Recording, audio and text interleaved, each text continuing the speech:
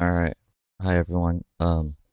This is Codeforces round 1105, Division 2.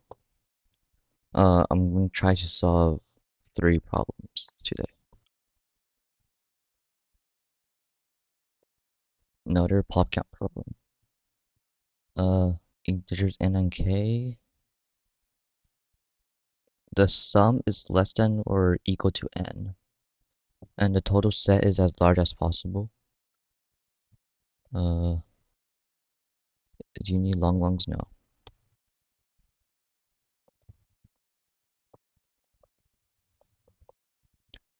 So read input for n, and then there's only k, so there's k integers. And the total sum is less than or equal to n, can you just find the log 2 of n?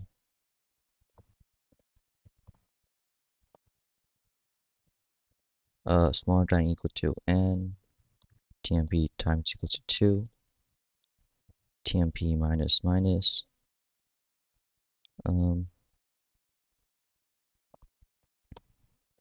if tmp is equal to n, uh, tmp divided by equal to 2. If just tmp is equal to n, let's see. You can do tmp and tmp plus 1, right?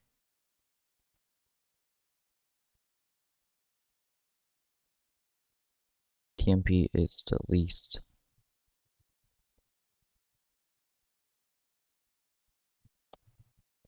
If k is equal to 1, see out tmp minus 1.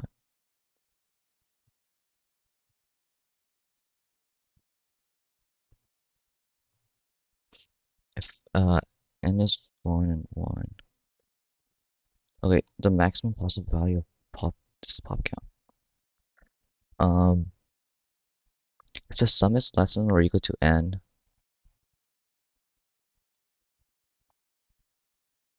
so 2, 1. So we had a value of 1. Is it greedy?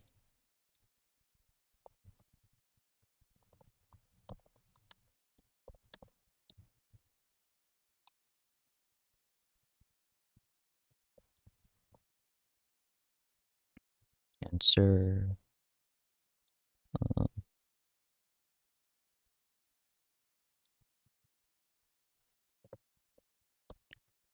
Uh, int count is 0. Count plus plus.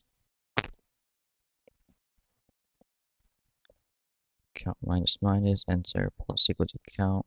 And minus equal to tmp.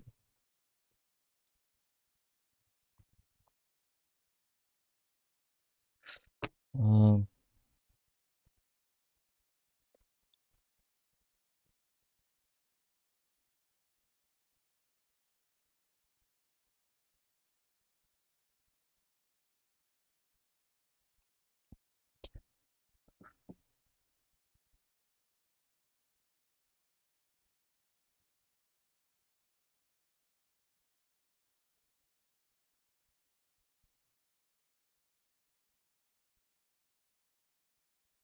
well, tmp is smaller than or equal to n. Tmp times equals 2. Count plus plus. Answer plus equal to count. And minus equal to tmp.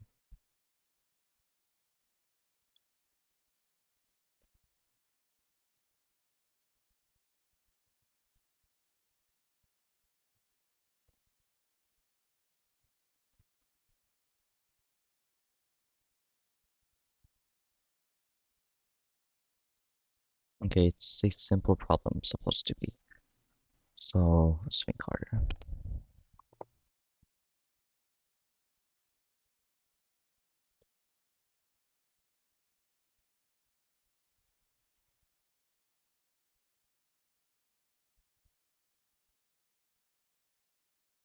A is equal to 3, 3.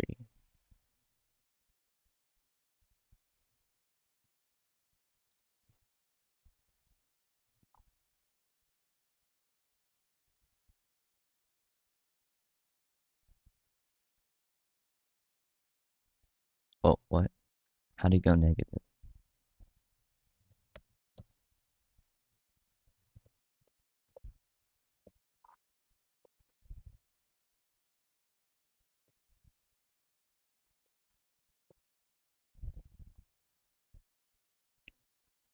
Um,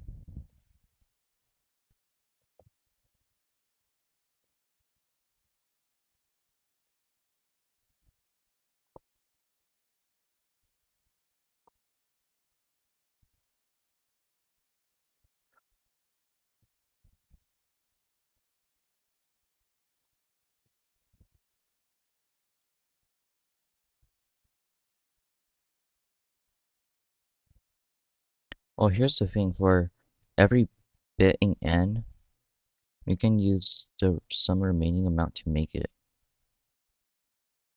So basically, if the bits are 1, 1, 0, um, so the second bit, so this 1 over here, it can be 1 plus 1. And then the third bit can be 2 plus 2, right? Which goes to 1 plus 1 plus 1 plus 1.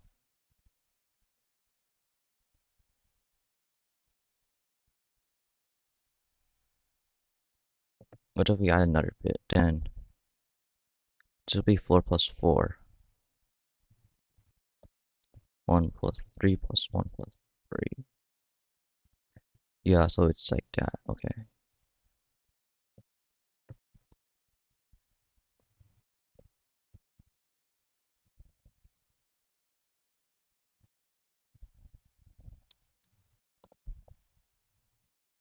If n and 1 over I, um, if k is, let's see, ain't count 1, 0. If k is greater than or equal to 2, k minus equal to 2, and our answer plus equal to, if it's 4, right, it's 2 to the third power, so I is equal to 3. So 2 times I.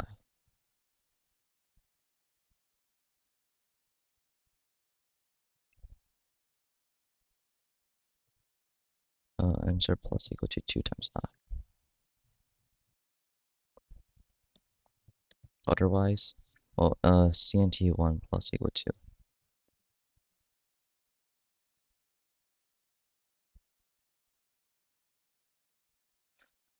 3 has 3 bits. Do we keep changing it? 1 plus 1 plus 1 plus 2. So first there's 2 ones at the beginning. And then a 3 is 1 plus 2. And then 2's 1 plus 1. So 8 ones, which is the same thing as here. Okay, that's good.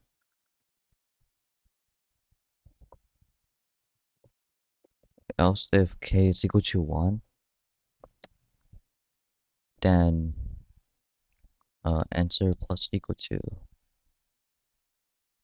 you're gonna just add this current I. If k is ever equal to 0, we can break. Min k count 1.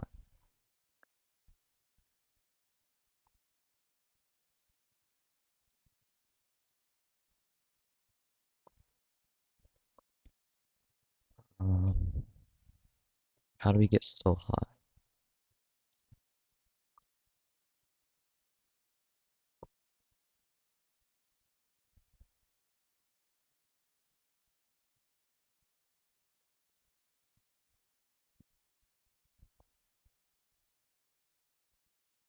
So this value, we use these bits. Okay.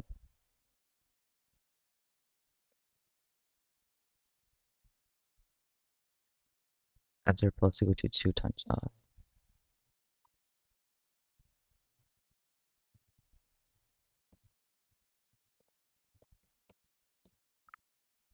8 plus 8. It's 4 times, it's for order. Okay, so equals 2 times 1. 2 plus 2 is equal to 4 times 1. And then this becomes 8 times 1. And then 16 times 1. And so on. Okay. Plus equal to min k I minus equal to k.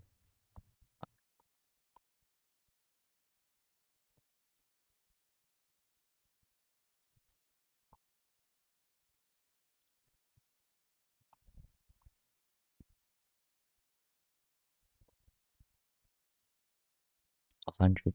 What do you get? 11322.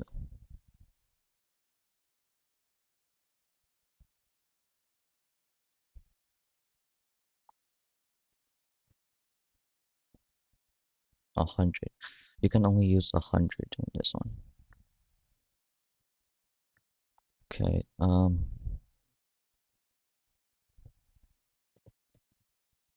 2 times 1, 4 times 1, 8 times 1, 16 times 1.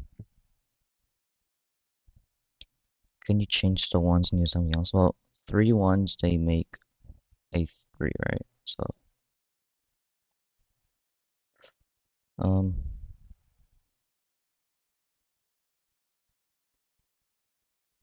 okay.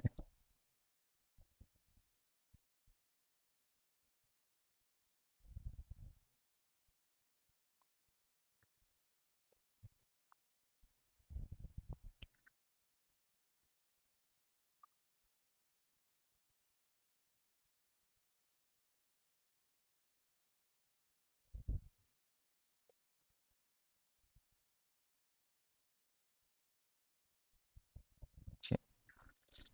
This A is kind of hard, actually.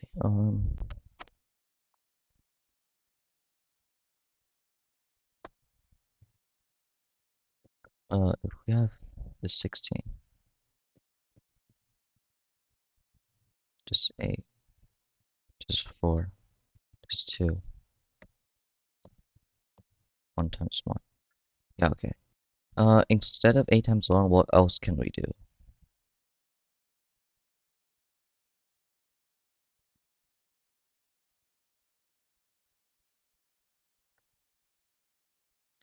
Because we can only have 100 values.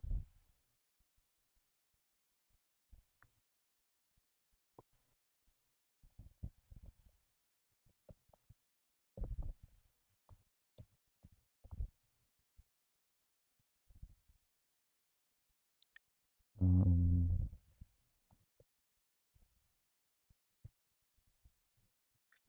count 1.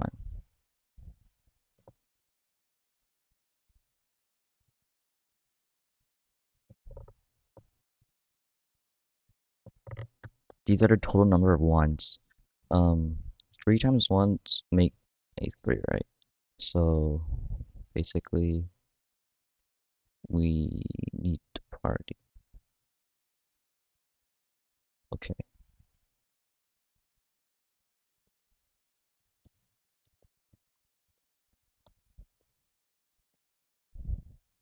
If k greater than or equal to CNT1, then answer will just equal to CNT1. Otherwise,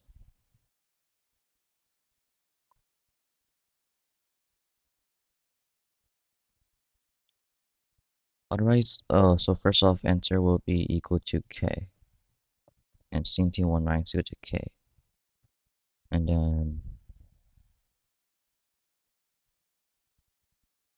int pow is equal to 2, while true, um,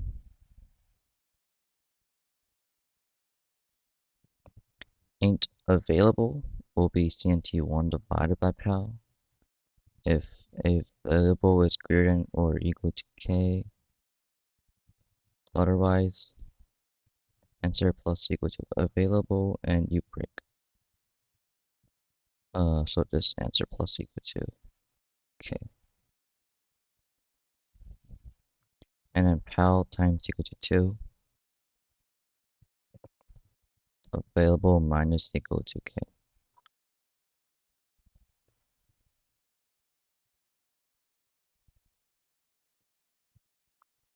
1461.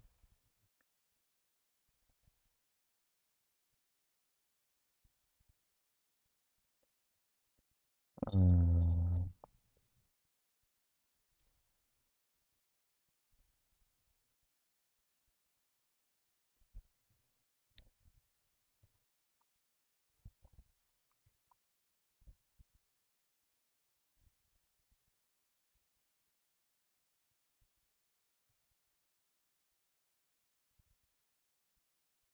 okay, pretest pass. Okay, that's good.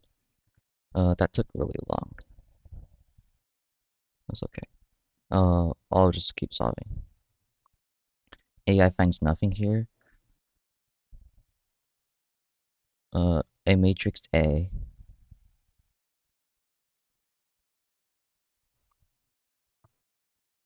Clean if the bitwise XOR sum of elements in each such submatrix is equal to 0. What is this?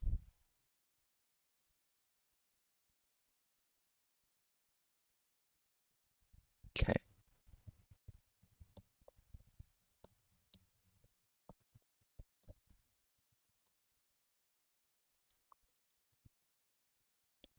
Uh,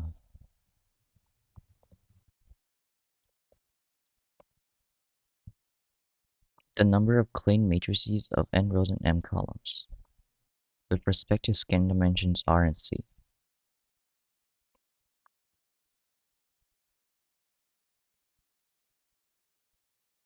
Okay, it's only zeros and ones. Let's see.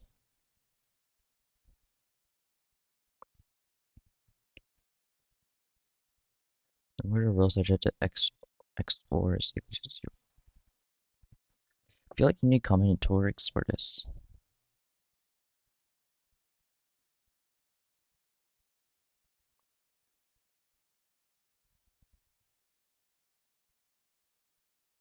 R and C.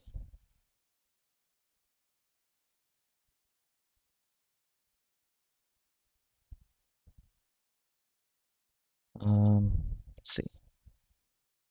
Long 12 is equal to R and C. So what we need is C top 0, right? Because if we fill in the first R times C grid, um, are the rest are all going to be like stable. We're all going to know what the rest are. C dot 2. Just 1/2 times C dot. Wait. 1 to tot. So we need experimentation.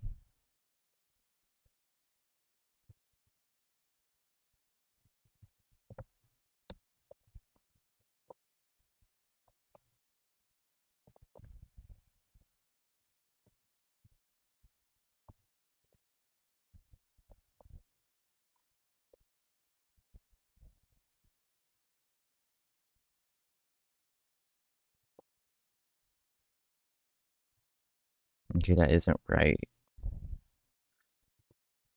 Um,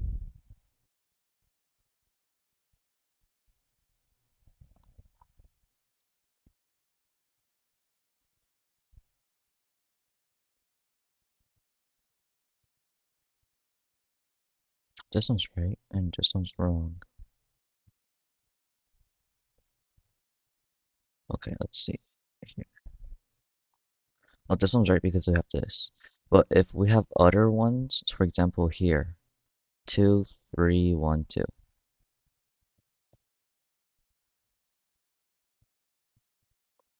2 is rows, right? Yeah, 2 is rows. Wait. Uh, so first it's 1, 2. So 1 and 2. So first we just turn it into zeros. And then for this one, this must be 0. And then over here we get another choice. So it's 1, 1 or 0, 0. Okay, so let's see. I think I know how to solve it.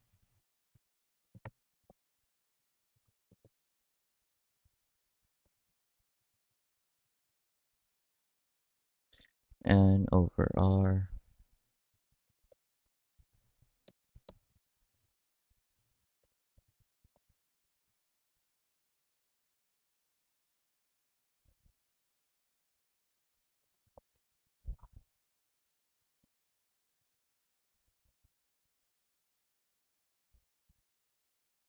Okay, that's way off. Um,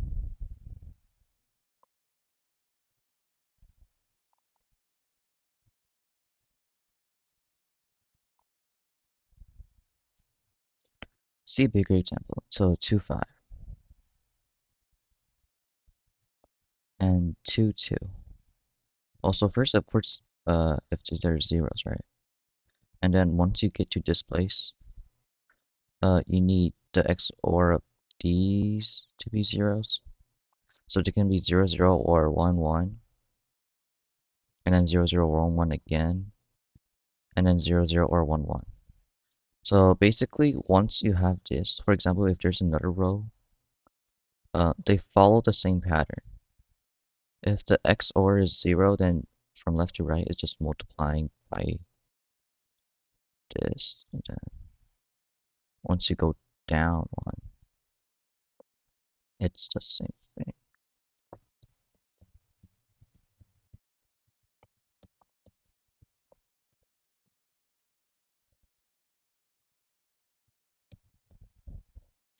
Okay, so if this is our answer at the beginning, answer will have to multiply or equal to, so n minus r, right? So it's 3 minus 2 is 1, so over here.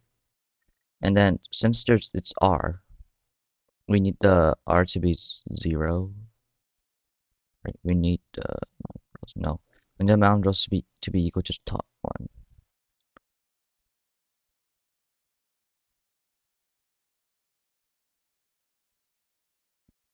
So how do we do this? We want the party to be equal to the top one.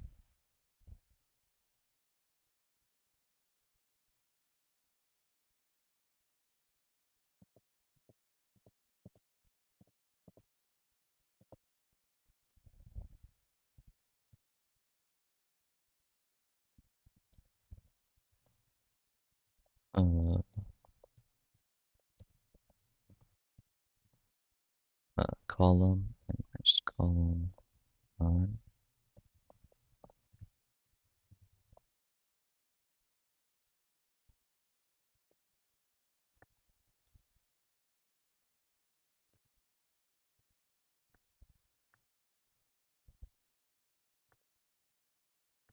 First 6, 24, 5, 12, and this one is wrong. But all the other ones are correct.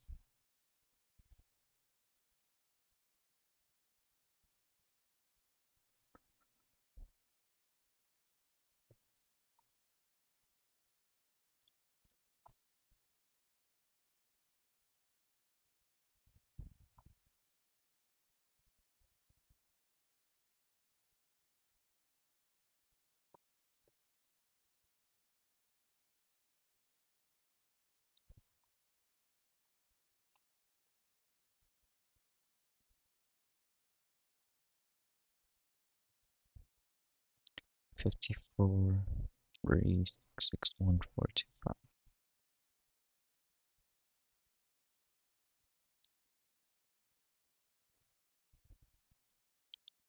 Well, the only reason those are correct is because it's 2 by 2. But once it didn't get to 2 by 2, it's incorrect. Okay.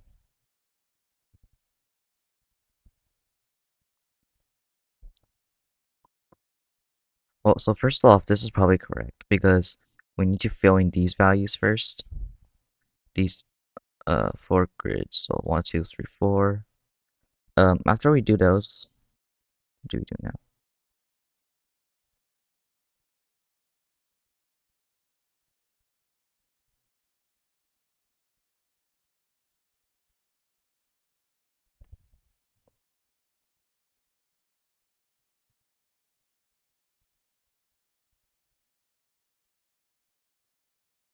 Oh, r minus one.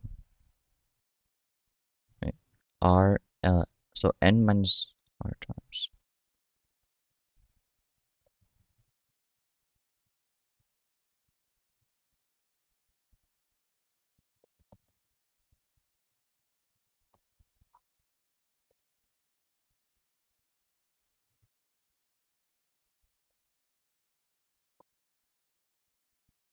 n minus c minus one.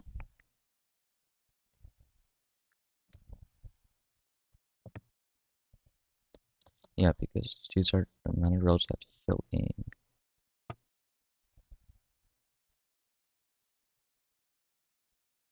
Okay, no. 1, 4, 32. Um, so basically what I'm thinking is, for example here, right? So what we're basically doing is we're filling these two, these three, and then this one, and then we know this one, and then we already know this one. So what I'm thinking is that we can fill, for example, 1, 2, 3, then all of these are known, right? So what are these? This is m minus c. So uh oh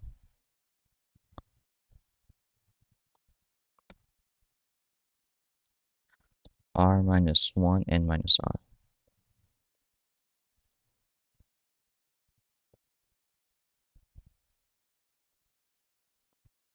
6 1 0 1 0 8 uh 3. Oh wait, I don't think it's just 2 2 to the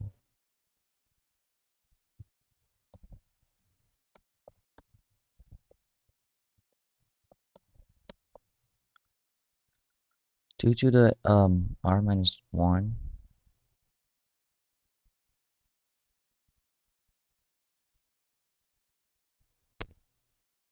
So after we fill in the first row and then fill this row.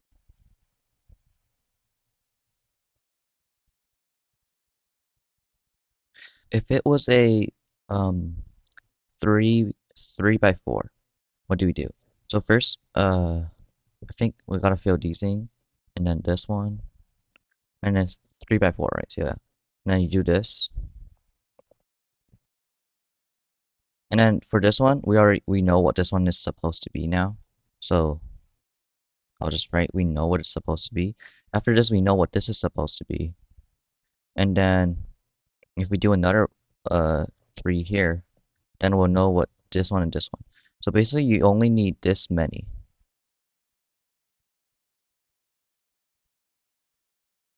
Yeah. How many is that? Well, that's just total. Uh, it, uh 3 by 4. So total minus 1 plus n minus r times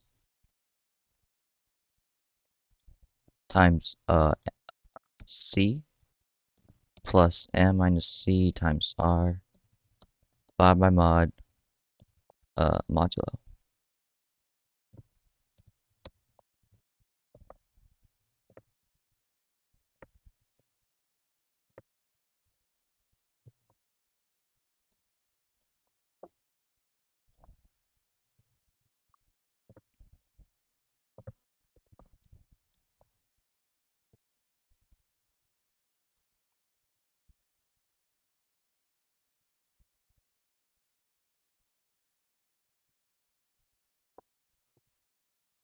Yeah, total minus 1.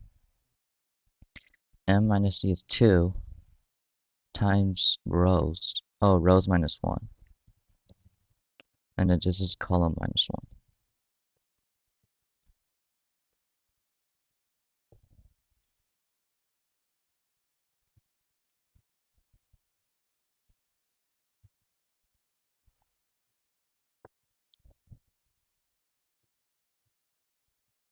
Rank pretest 1. What happened? Rank 7. Number.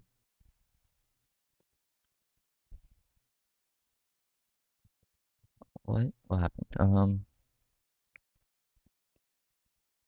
N minus R. So this is all zeros, right? Yeah.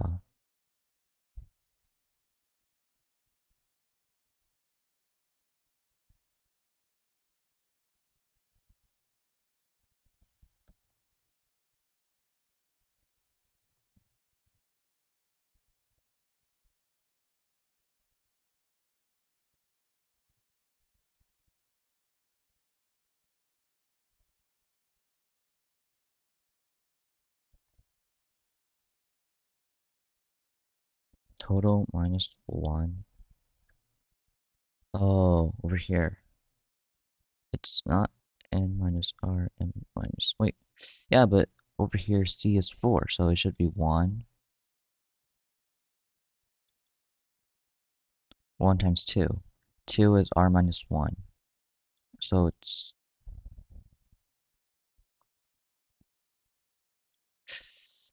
What? Okay. Oh, shoot. It's supposed to be mod minus 1.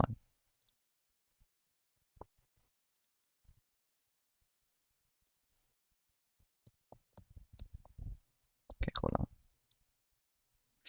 on. Or is it? It's mod minus 2 or mod minus 1.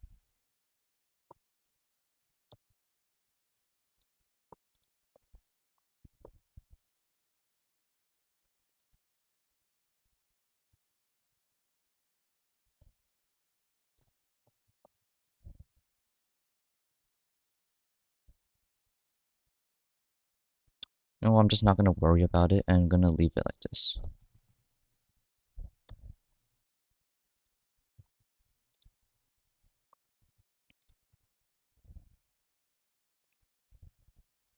There we go.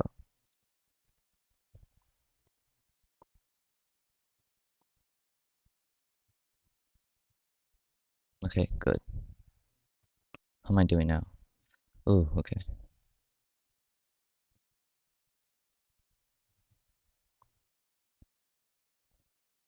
Int n.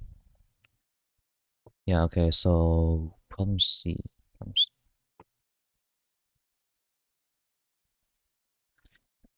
Alice and Bob are playing a game with an array A consisting of n non-negative integers. Alice goes first. In each turn, the current player must choose an array of n non-negative integers B that satisfies the following conditions. So it's strictly less than A. The sum is greater than 0, so it's not all zeros, okay? And the bitwise is 0. The bitwise XOR is 0.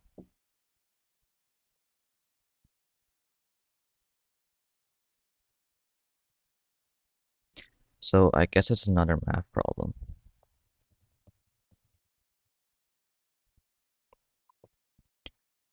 Player B updates array A by doing this. Determine the number of valid choices for the array B that Alice can make on her first turn to guarantee a win. Ooh. Um.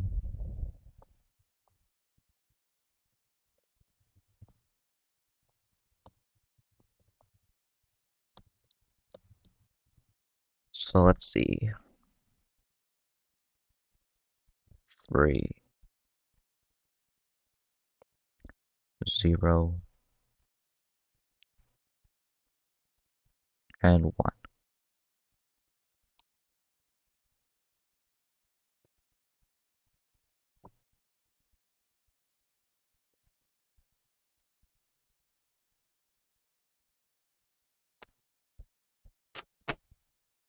Winning and losing. Wait, if it's one, two, three, how many valid moves are there at the beginning? Oh, you can do 0, 1, 1, 0, 2, 2, 1, 0, 1, 1, 1, 0, 1, 2, 3.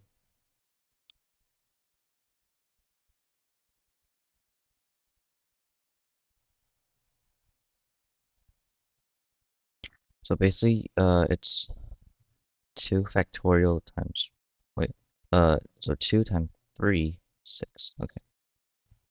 And there's only one valid move out of all of these.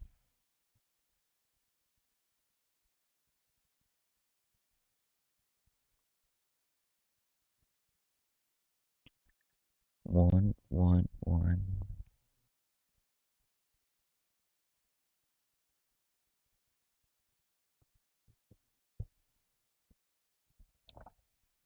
If it's 0, 1, 1, it becomes 1, 1, 2, and then Bob can take the whole thing. Yeah. Total moves. Oh,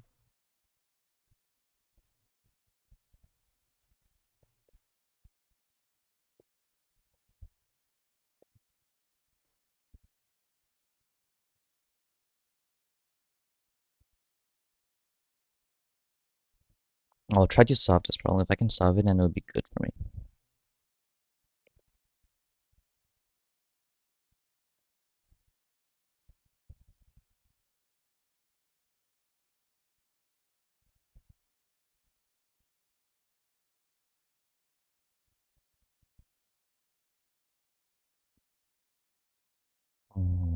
Bitwise X4. AI minus equal to BR.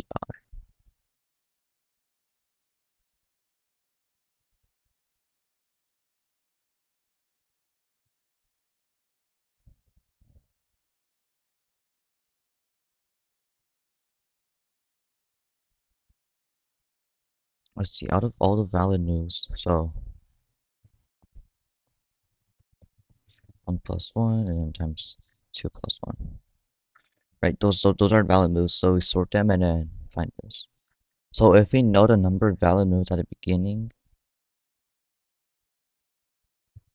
um, how do you check if there's no valid moves? Like, it's not possible.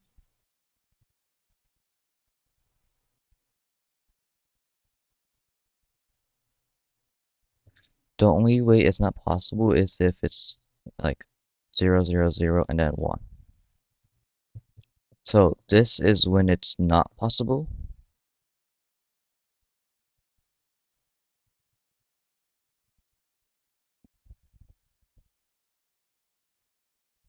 3.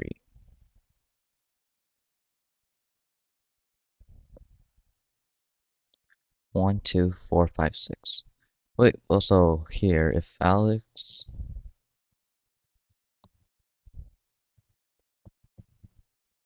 So Alex can choose 1, 2, 4, 5, and... Um... 2. So, to win. Or, oh, so basically... How much is that? And it's 10 to the 6. So basically find how many of these XORs it's different. Oh, yeah. Okay. Int tot is equal to 0 for int x in A, tot x for x, A, if, if tot x is less than or equal to x, answer plus plus.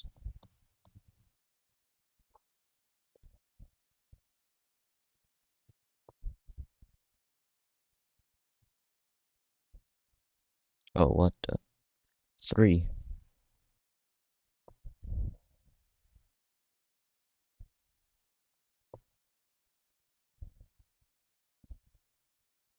After these XORs, if it's less than or equal to x, answer plus plus.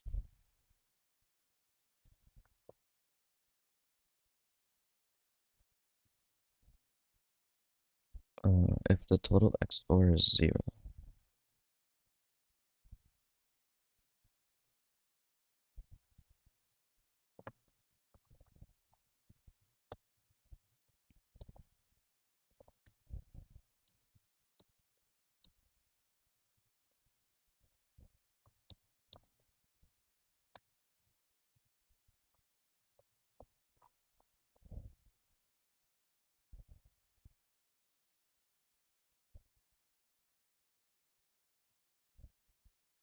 But I never get zeros from this.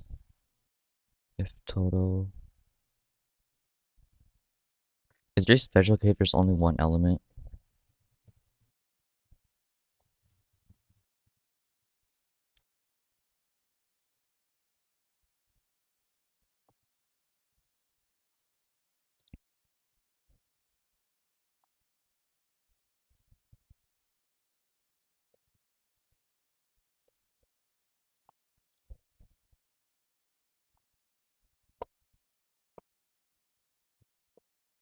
Oh wow, pretest passed. Okay, that's good. Oh wow, I'm doing pretty good right now. Okay.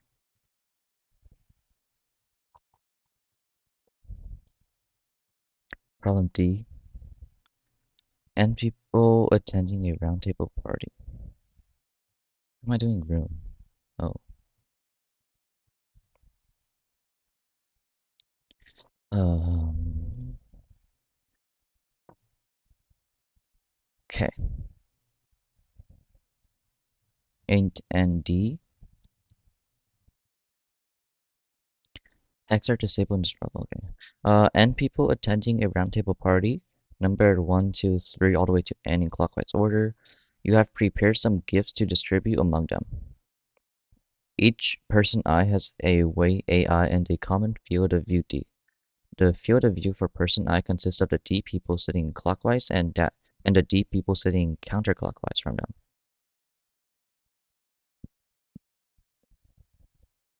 Okay. Okay. Happiness granted by person I is determined by the following rules. If he receives a gift, and there are X people who did not receive a gift, they gain this many happiness. If he does not receive a gift, and there are X people that received a gift, this is happiness. Want to maximize the total happiness of all N people combined. Find its maximum value.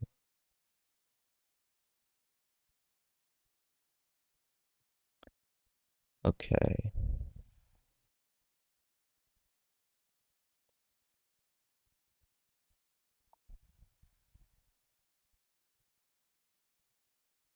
The first task is 3 people sitting. Field of view is D equals 1. One person clockwise, one person counterclockwise. Person 2 receives the gift. They gain happiness from 2 neighbors who did not receive it. 2 times A2 is 2 times 2 equals 4. However, person 1 and person 3 incur loss because they did not receive a gift, but have a neighbor who did. Maximum total happiness is 3.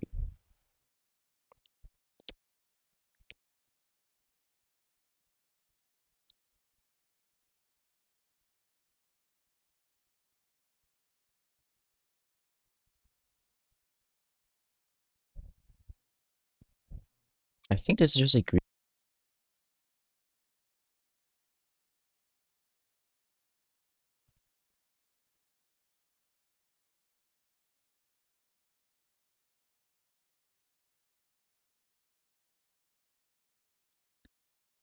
Um,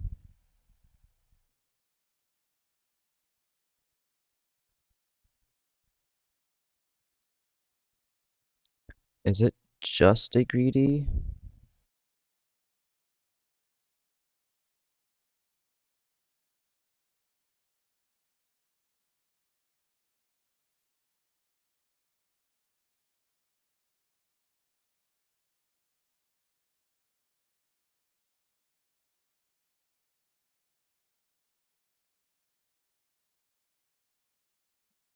Okay, so my headphones just died, so I will just read it.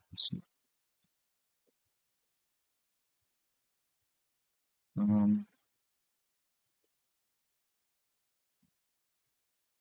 over here, see, 1, 4, 5, 2, 6.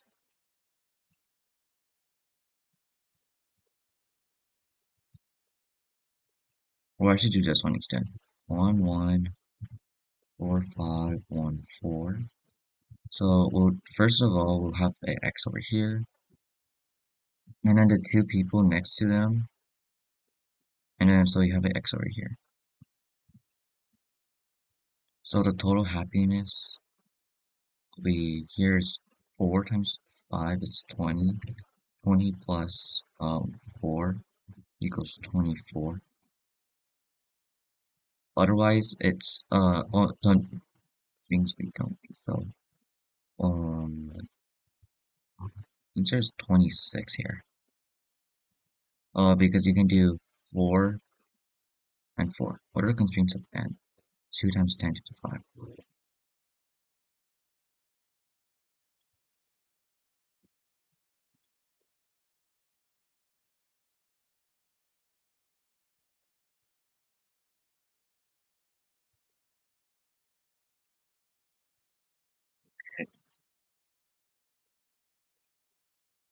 Well, if it was 4 and 4, um, then you have 4 times 4 is 16, so 32 minus,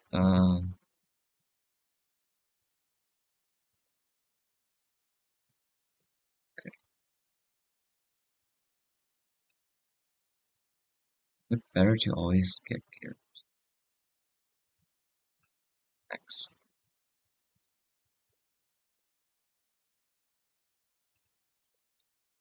Because, okay, so this 5, it gained 10. 34 minus, so this one has 1 neighbor, this one has 2 neighbors, and this one has 3 neighbors. So minus 6, right? Oh, that 1, 2, 3. So 3, 3, and 3, so 9. So just 25, so can't find the answer for it. Um,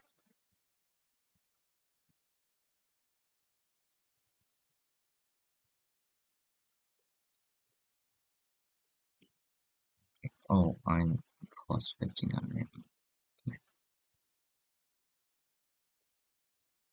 Maximum total happiness of 3. See what else.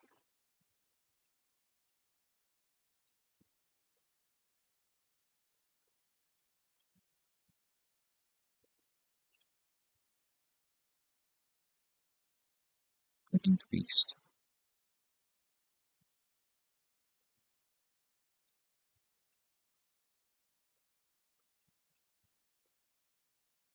I'll try to solve this.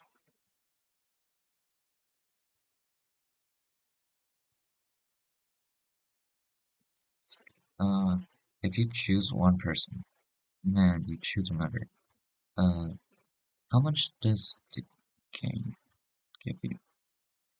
Is it a DP?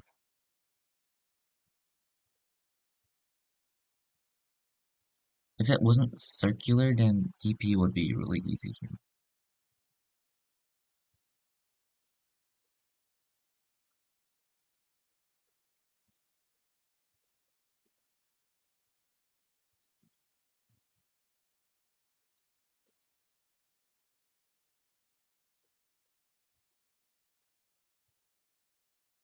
Say always. So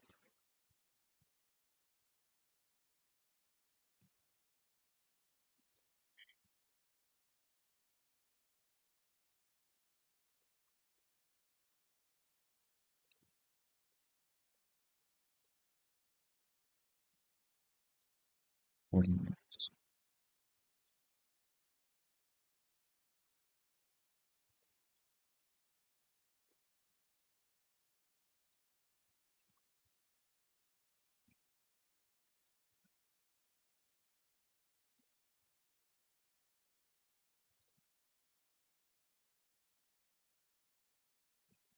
That's 2, 3, and 5.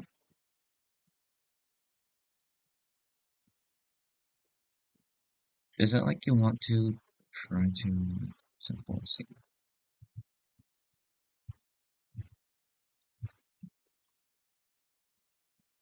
1 1 4 5 1. If you put a x over here, also first we calculate if you put x over there, what changes? How much do you get? So over here, if you put an x over here, you get 4, 4, 16.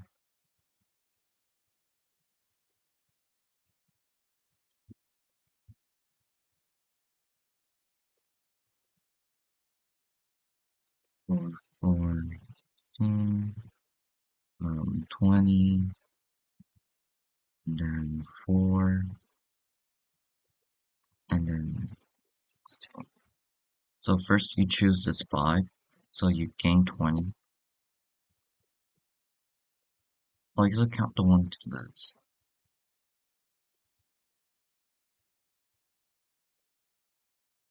Guys, I'll count the one to lose. So here if you put an x here, you lose 4. Wait, where no, you actually lose 9. And then over here, you lose 9 plus 14. Over here, it's 8. And over here, it's 5 plus 5, so it's 10. Here, it's 4 plus 1 is 5 plus 5 is 4 is 14. And then here, it's 1 plus 8. So you would choose this 5. So now you have 20 minus 10 is equal to 10. So now you have to update it. Since we use 5, the neighbors next to them, the value over here decreases by this, and this one plus this. So this is 0. So basically we don't need this anymore. So this decreases by 4, so it's 12. But this decreases by 5. 3 decreases by 1, decreases by 5.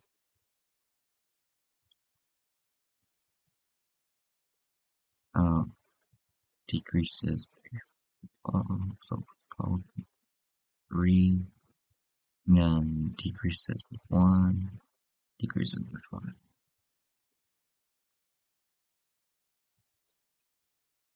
5. Now you choose one of the 4, so let's just choose this one. So 10 plus 12 minus 3 is equal to 19. Now this is 0, 0 and 0, so we gotta update this. So it's 2, 5, 0 and 0. And then over here it's 2, 5, 3. Yeah, okay. And then after this you gotta update the 12. So wait, but that is 28.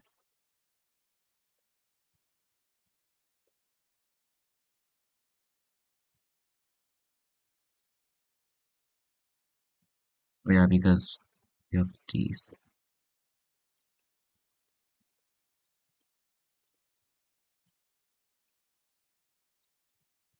I guess a better picture would be to say start on.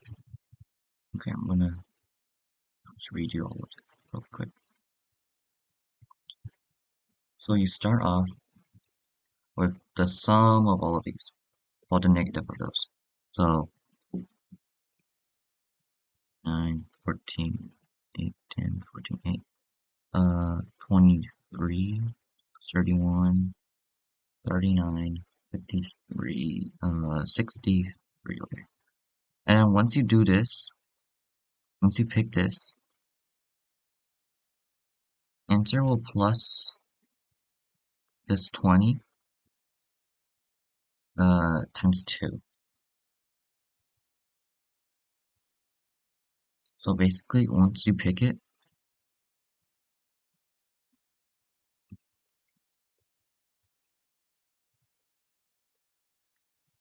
3, 12, 0, 3, 12, and over here it's 9, 9,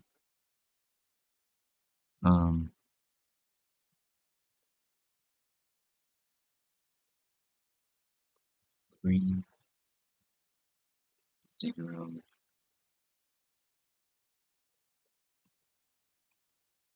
3. Okay. So after you're done doing it, it's 5 times, actually decreases by, let's see. So it decreases by this value, and then all of these decreases by 4 times 5 because of this. And then it just gains 20. So here is gain is equal to 2, oh, so 20, which is just 4 times 5 and 4 times 5 again. So 8 times 5 plus our 10.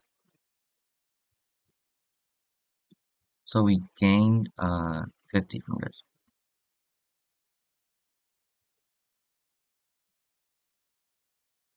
Is that right? Did we gain 50?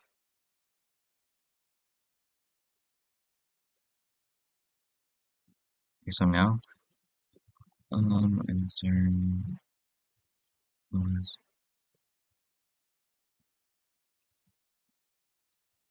so answer negative 15.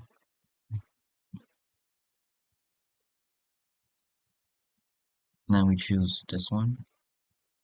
So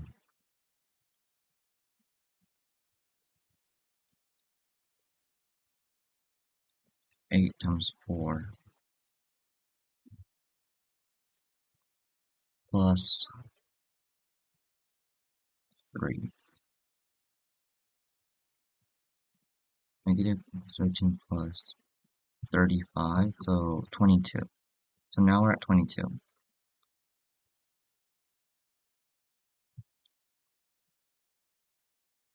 Well, it's actually not 8 times 4 because we don't use this.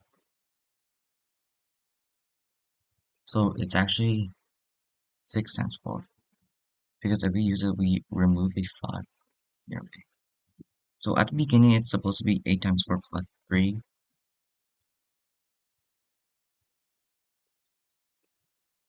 but we subtract some things.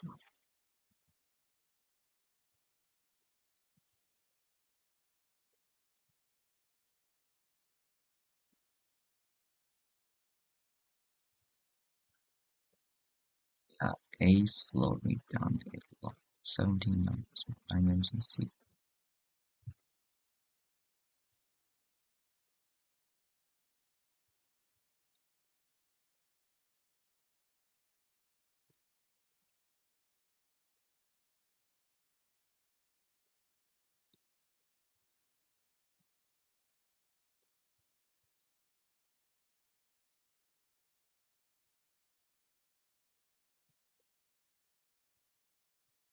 We use this, then this value here decreases. Oh, so basically, these will always remain the same. Yeah, these will always be the same thing. So here answer plus. Well, plus or is it minus? Okay.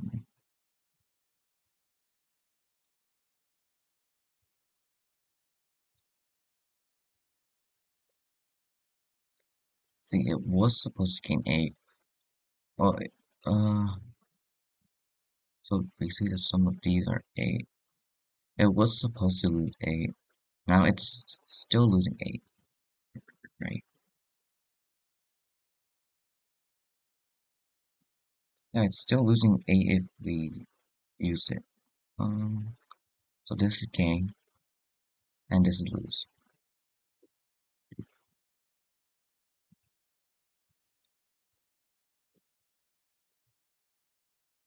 So if we use it, we lose this much. And these lose will always lose. Only the top ones change. So after this, we will use the 12 and the 8. So it's 8 times 4 minus 8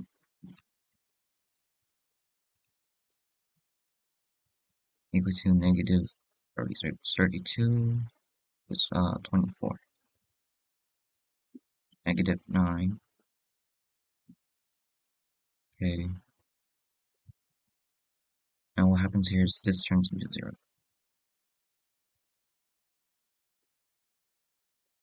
And these all minus 1. How is the other 12 and 8?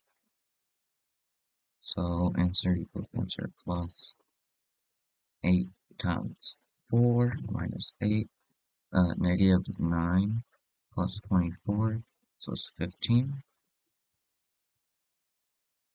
Hmm.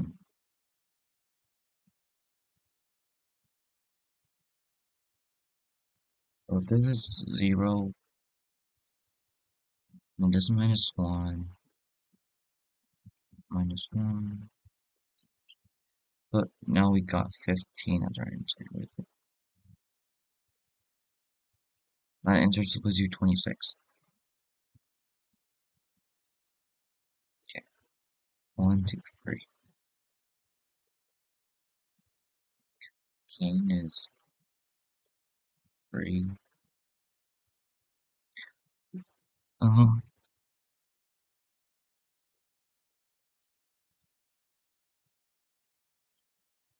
We gain 3.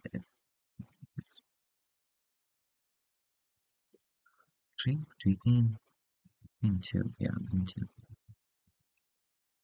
And over here we gain 4. Over here we gain 6. But,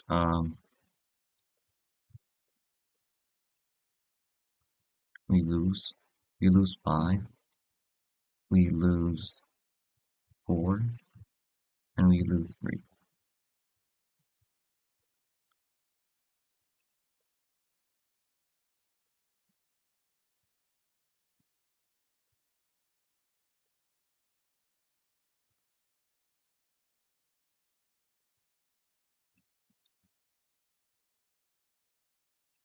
Seriously?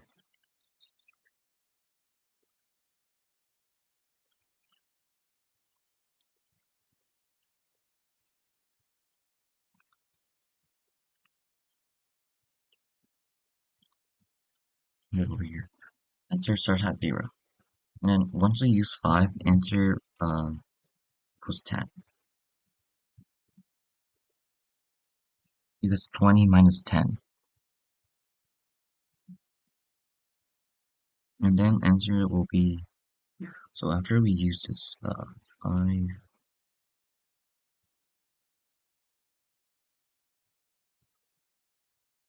versus 20, because we use this 5. We gain x times ai and they incur negative x times k.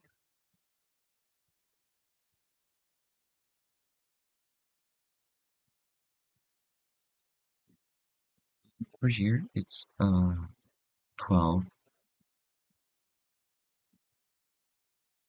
plus 5. Wait, no, actually it's just 12. Is it?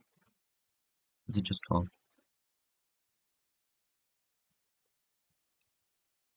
So once we use 4 and 5, what happens? So 4 is 3 people that didn't. So you get plus 12. And a 5 is plus 15. So right now it's 27. And then if we use, so these two and these two, they all have to be minus 1. So this incurs a loss 1, 2, so 3.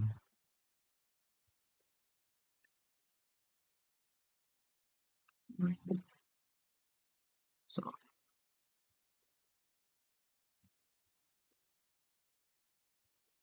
Then 1 plus 2 plus 2 is 4. 4, 5, 9. Final will be equal to 18. Okay, so you plus equal to 12 minus 4. So you subtract another 4 from this.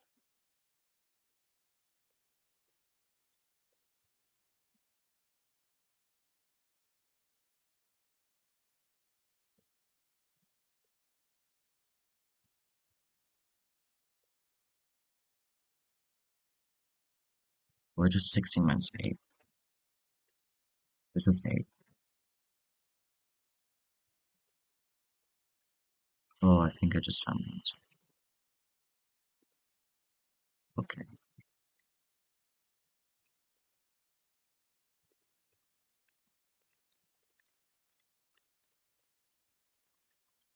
You gotta calculate a sum.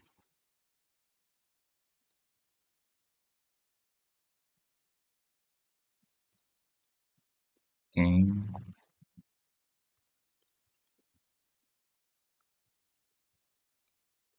gain I be equal to, what is it? Gain I is equal to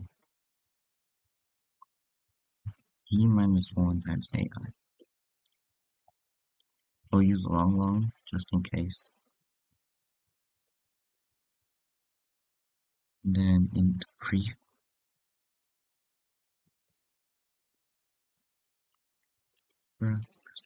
AI 1, and so there's 2 over here. Yes. I'll just, too lazy, so I'll just use a secretary for this.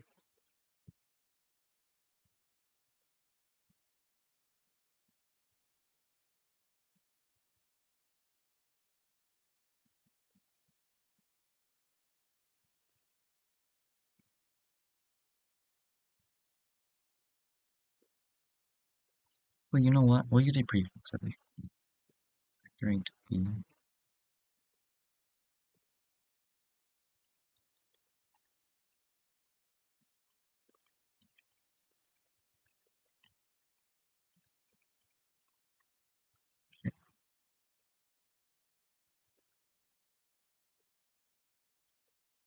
That was equal to B I minus 1. And then for int I is 0 minus 1 and it's plus. I smaller than t.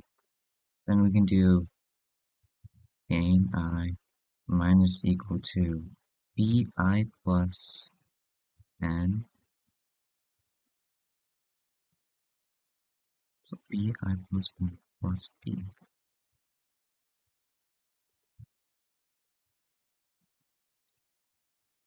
minus bi plus n minus.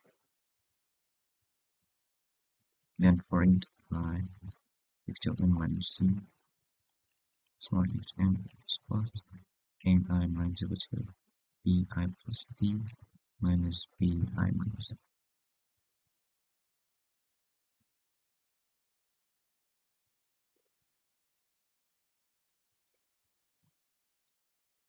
And answer is 0.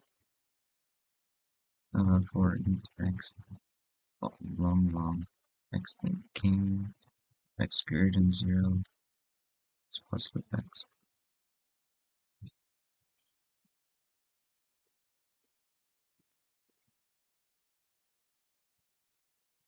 Something weird.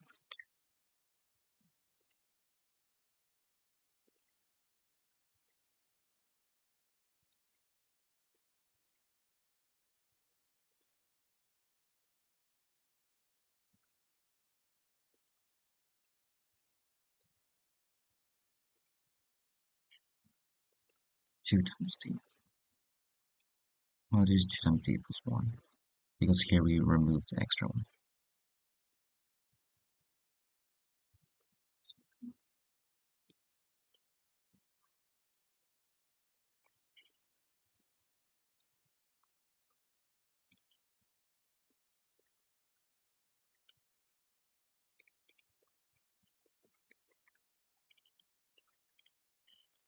So, oh no,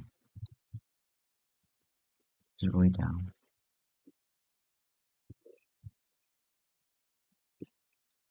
Come on, come on. Accept it, please.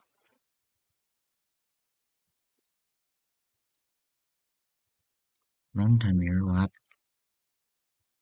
Access violation. It worked fine on my end.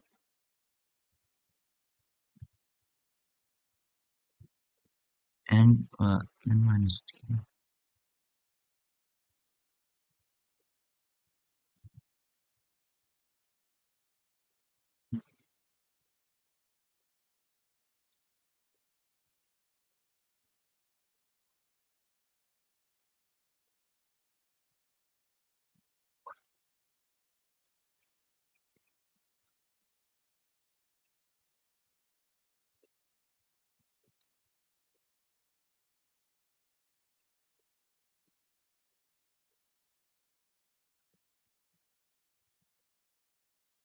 Oh,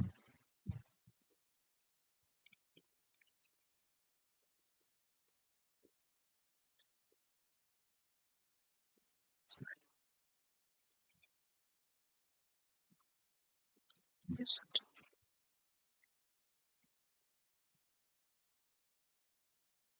Um, oh, wow, okay. I probably won't be able to solve anymore.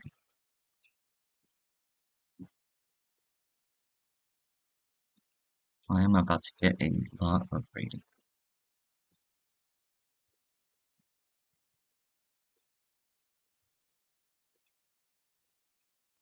Guess I'll try F.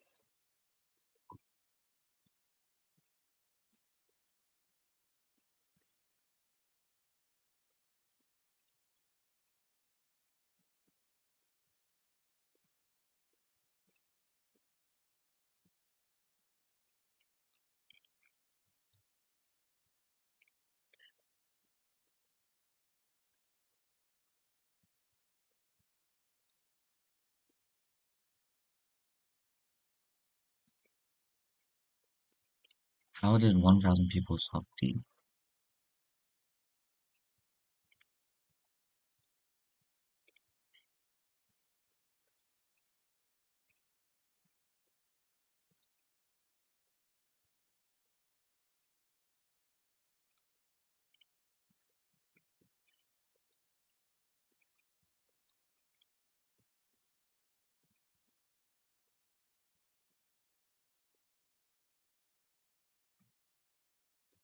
There's no way. I can be expert.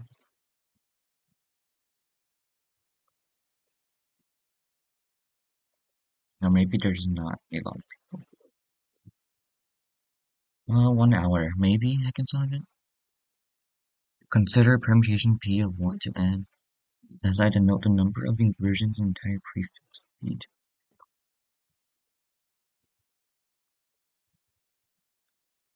Define as where the square parentheses denotes the inversion bracket notation.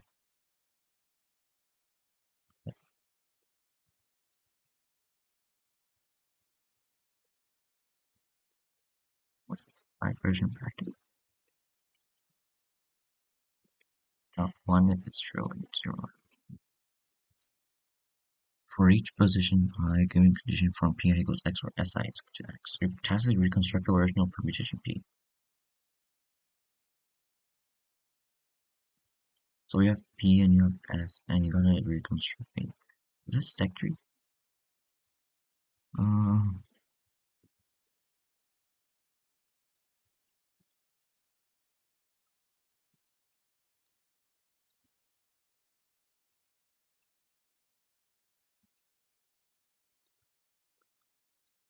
oh, 44024.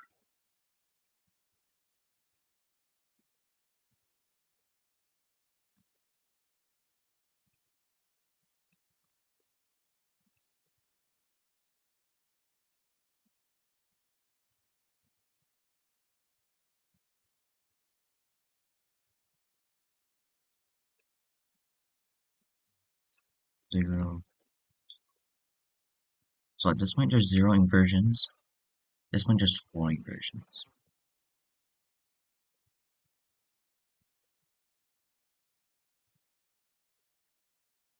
Oh, there's 4 inversions up here. Okay. So if the last one is 4 inversion,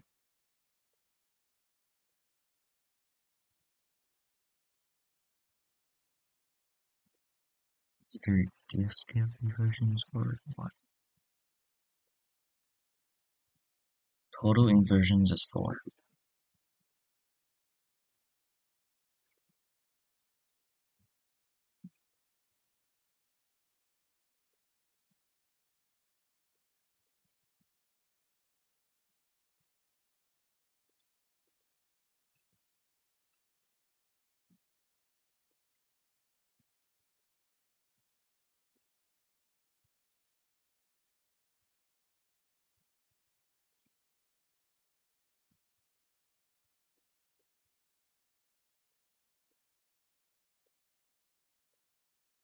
What? Was carrot broken? Now it's 1900. I've seen easier than um a brave group of M people decides to head up a mountain to hunt the beast. The mountain locations and trails can be modeled as a functional graph tree with n vertices, numbered 1 to n. A functional graph is a directed graph with n vertices and n edges, where every vertex has an out-degree of exactly 1. Additionally, it is known that the mountain trails do not ever form self-loops. The group will choose exactly m distinct vertices to form their initial starting set S. A starting set S is defined as successful if every vertex V in the graph is reachable from at least one vertex V in S. Okay. Uh, so basically, a successful is if it's a vertex, if it's a path. I mean, there's no self loops, so it's a DAG. Is that what it means? It's a so it's a DAG. Okay. Uh, mm, the value of G as numbers self starting sets. Exactly how long stress is unknown. Destination single point edge from each vertex shows an arbitrary from n minus 1. Oh, the sum of values of all. I mean, if we know the thing, if we know the graph, then it's just a DAG. And then we'll just use total sort, right? Every vertex is an out degree of exactly 1.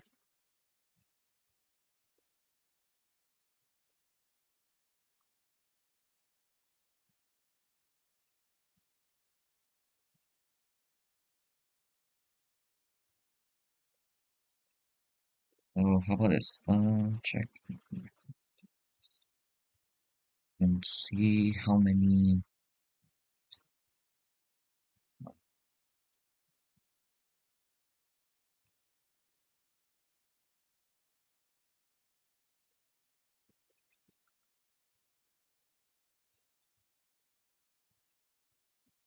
division 1 people do like.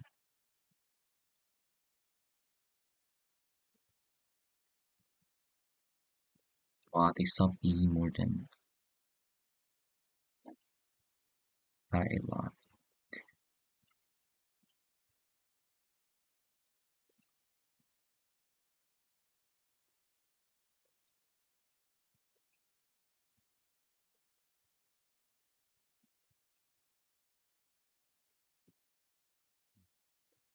Seems easy to. And these are like legit users though, so.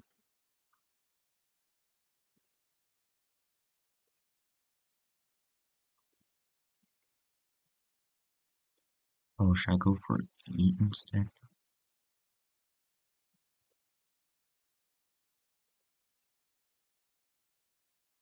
I guess I'll go. I'll just look at both. See which one I think is better.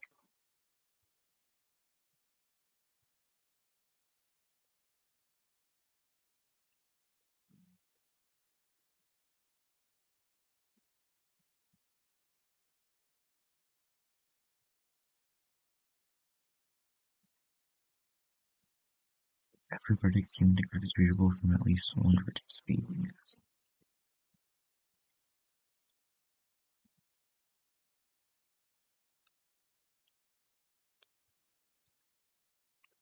And choose possibly choose starting set of size m.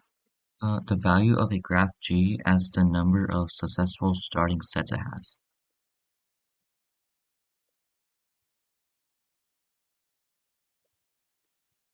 Okay, so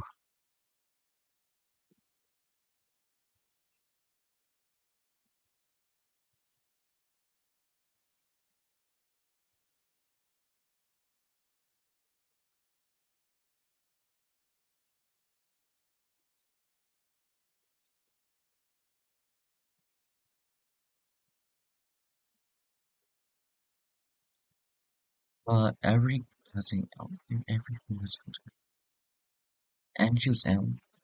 How about this move loop over let's say one. So the cycle length, well the total length I guess. Or should we only count the cycle?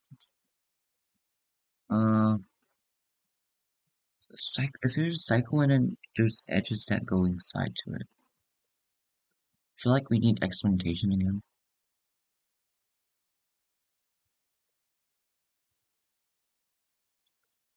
For every node, you can do this.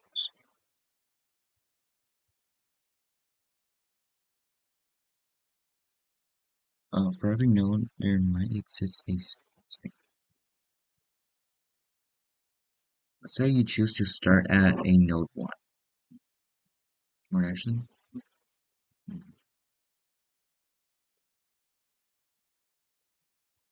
for every possible cycle length, find. How about this? For every possible cycle length, find the amount of things that's happening. So if it's a cycle of length starting 2, right? Basically 1 points to 2, 2 points back to 1. Wait, I'm just drawing on paper right now. Mm. Again, if there are n nodes in this case,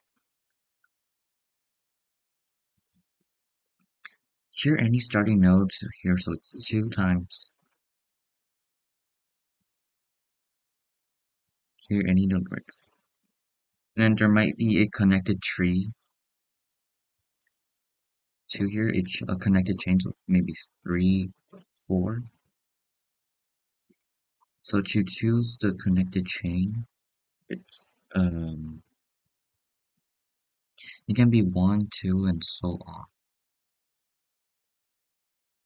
The connected chain is 1, 2, and so on. Oh wait, so the problem gave us if there's n, if there are n nodes, then it's n minus 1 to the n possible pairs. Okay.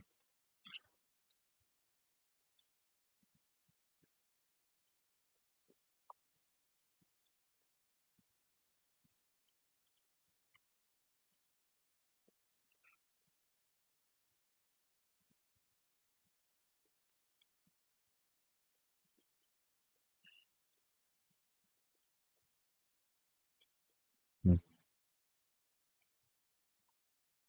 Walk through this one. 4 and 2.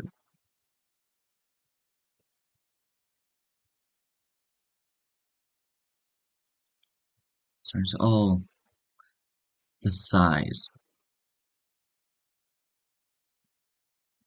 M is the size. So there's a starting set of M. Okay.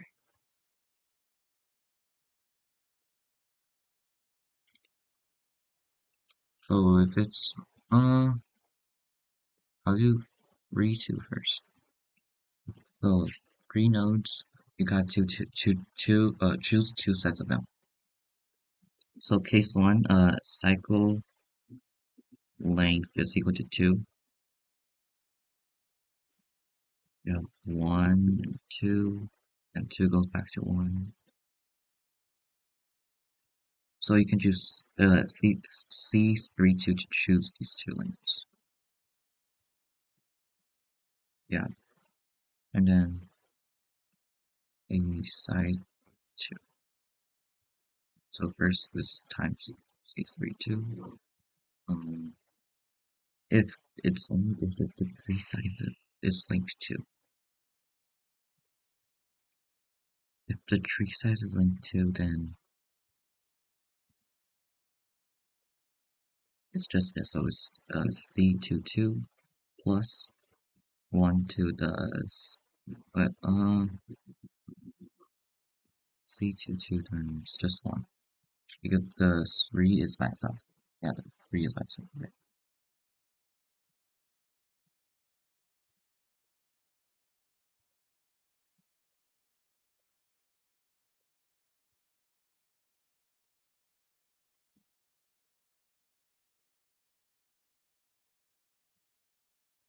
Hey, but if in this problem, if n is equal to 1, does that mean there's 0 functional graphs?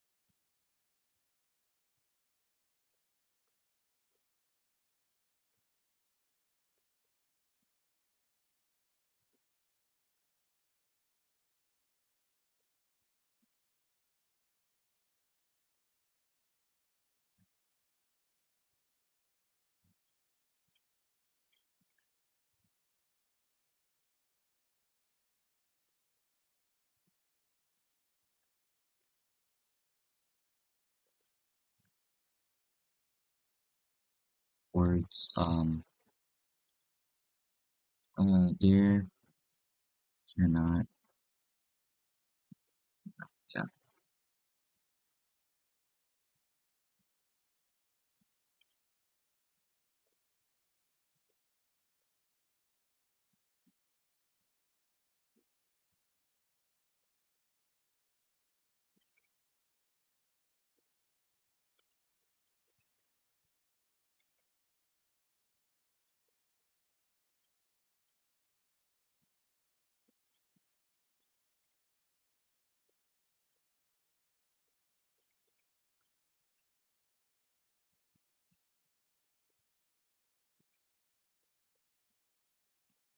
So, oh, so basically you can't do it. So, say, C. And I can't point to any one of those. So first is 2, 2 times, C1, or P1, actually. So that's 2. So here we have 6. And then, cycle length equals 3.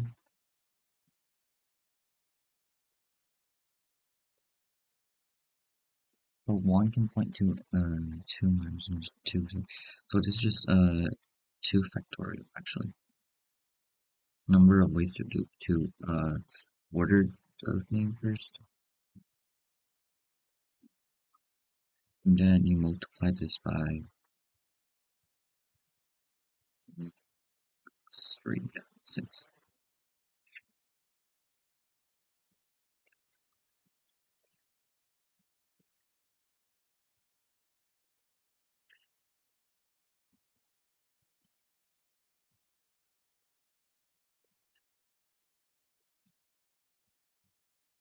So now let's go to 14. Let's go 14. Cycle length is equal to 2. C42 to pick them, 1 factorial to order them,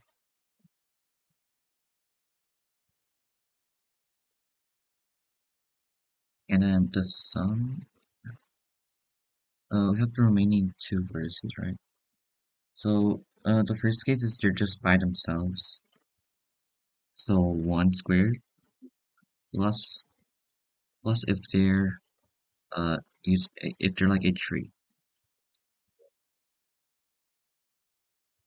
So if there's only one node that means here, there's no way that breaks.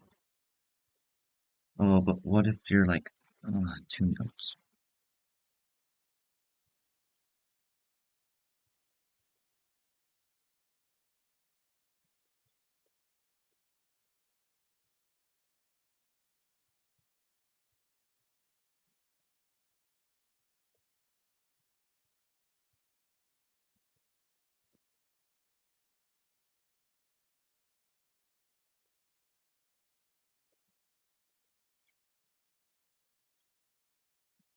2 1 was not considered valid.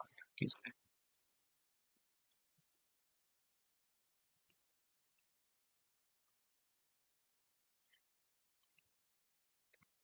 really all you is one of your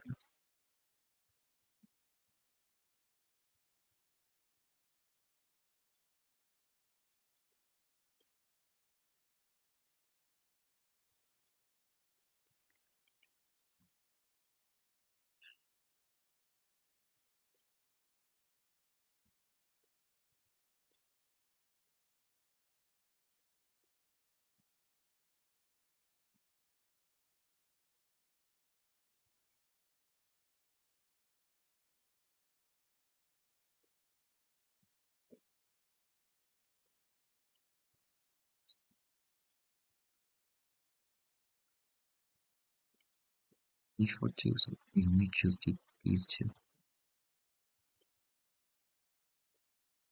C4 2 times. C4 2 times. Hmm,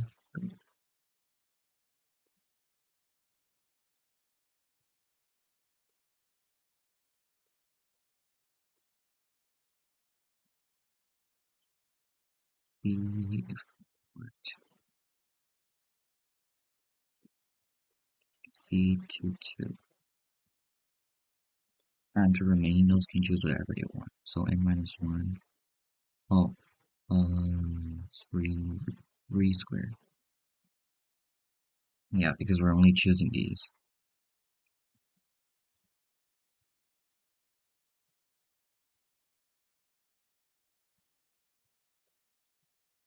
right? Because we're only choosing these.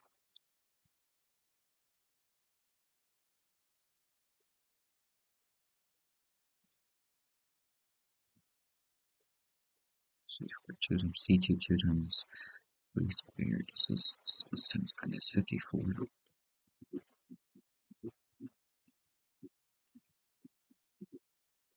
feel like we should just consider the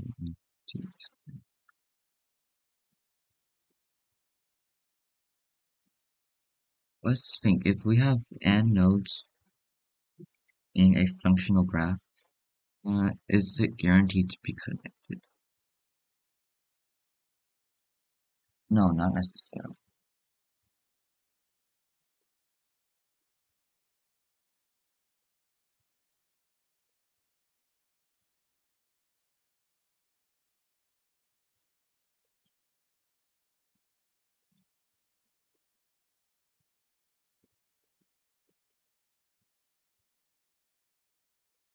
C2 2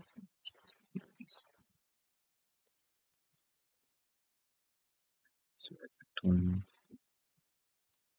0 factors and choosing C2 times 3 squared plus 1 factorial times C21 times C21 times 3, right? It is times 3, right? Use 1 from there and then choose one node to go with it. And we gotta also choose node 2. Choose the node that we're pointing to.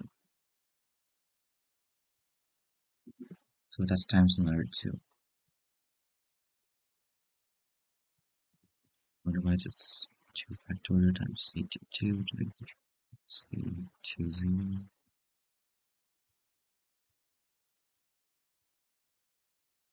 But then we don't account for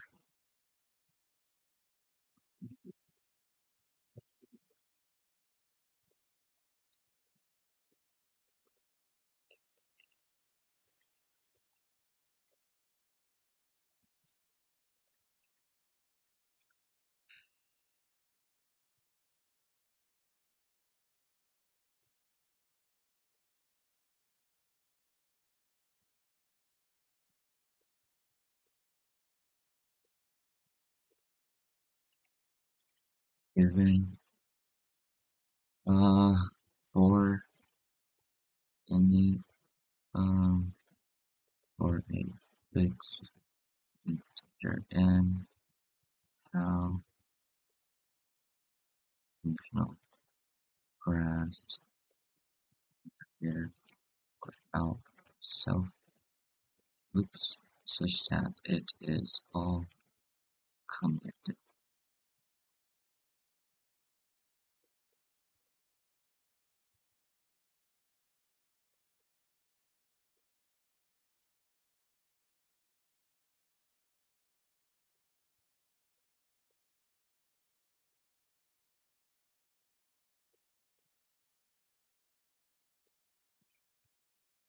How many good graphs was it?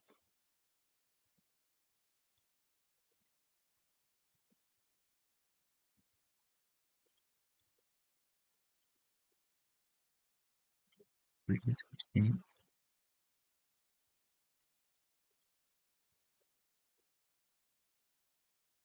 Okay, yeah.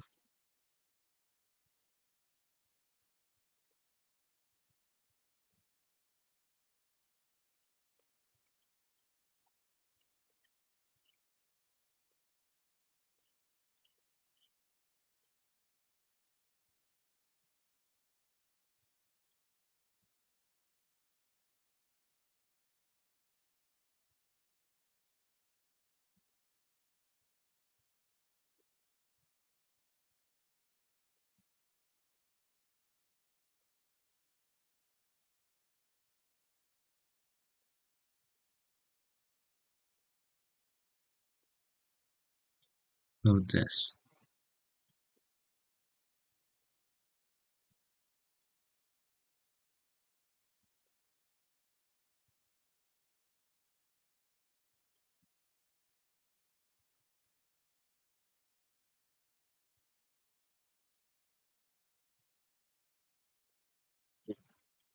since this n squared, it's also supposed to be n.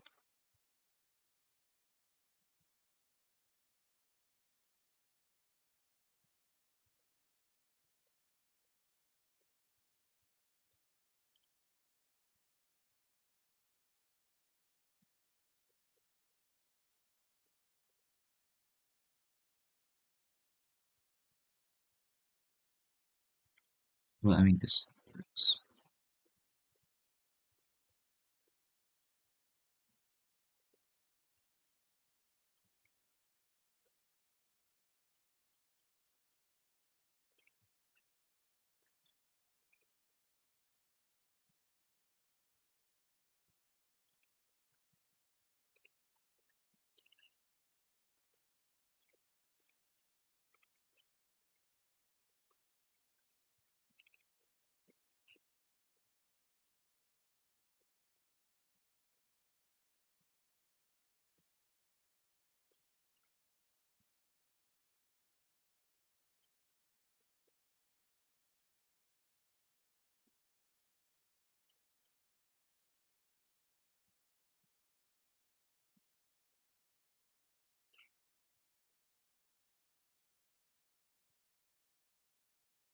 Basically, what we need is every t.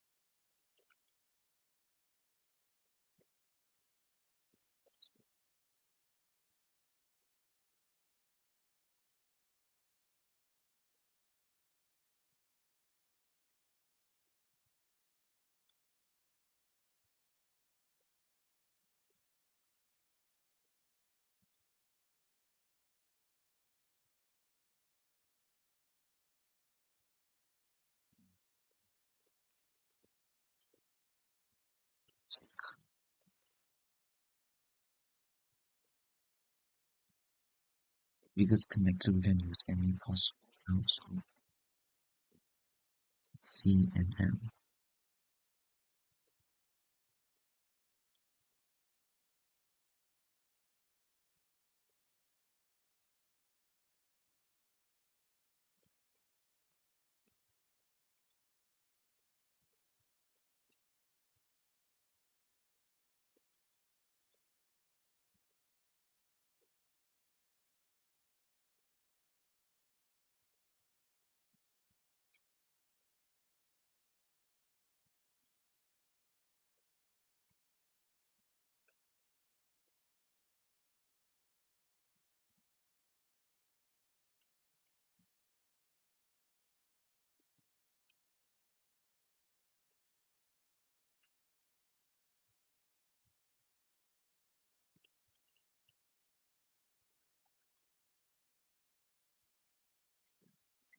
Two,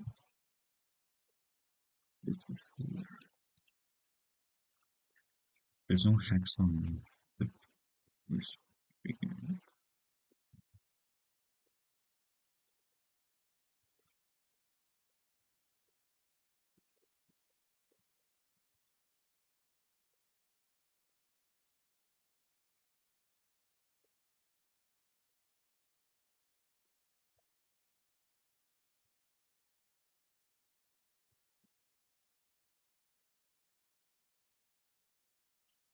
Still thinking of counting the cycle length because the cycle length is easy to count. You can do O1. So you count the number of cycles of some cycle length, and after that, I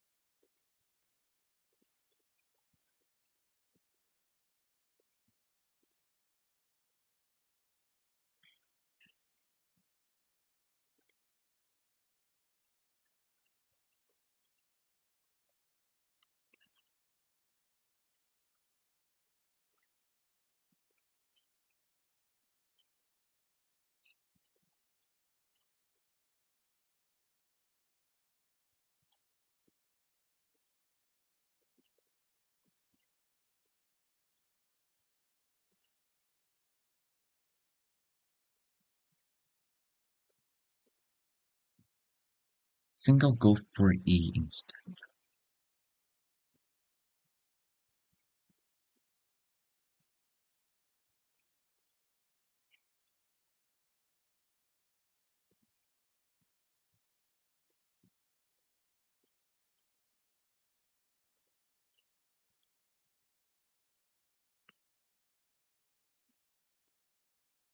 Well, basically you have the inversion count, and then you need to find a valid permutation key such that it's valid. Okay. Oh, back to this. Since these are 1 and 4, we know this must be 5. And then this is 4.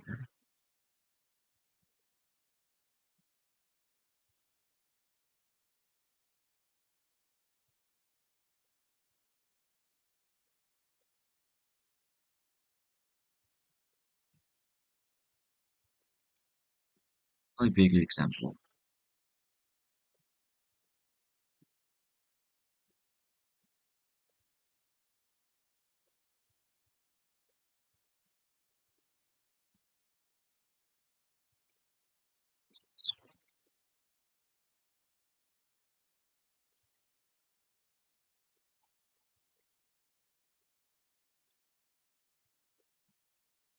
From one version count to other, it depends on total number, basically. This 4 will be equal to 0 plus I of 2 plus I of this x again.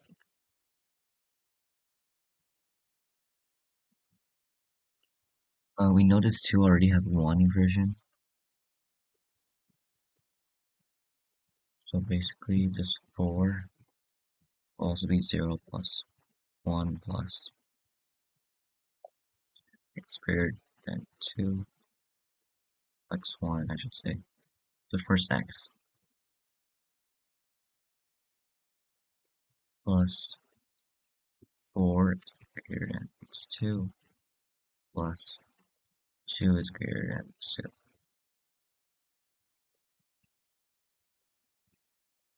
Oh, actually, it's just x1 greater than x2. And so these are all true, so that's why we get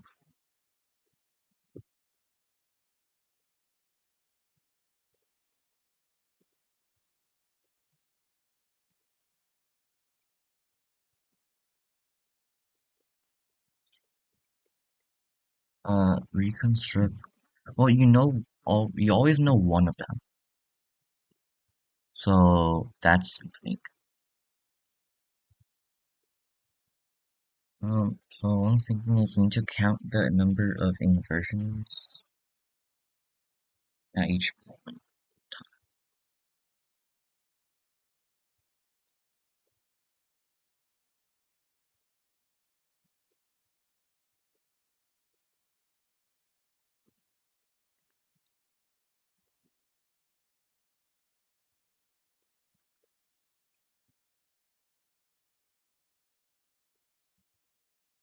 Step any two consecutive s's, and we know the number of inversions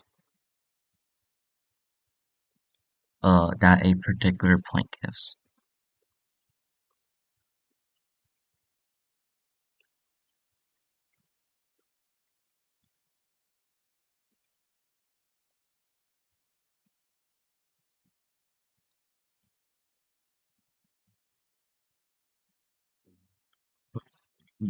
What do we have to?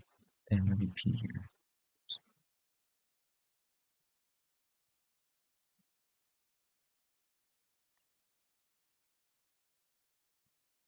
In the last position of having p, then we actually, well, in the last few positions, if we know the value of p, then we actually know the values of the s.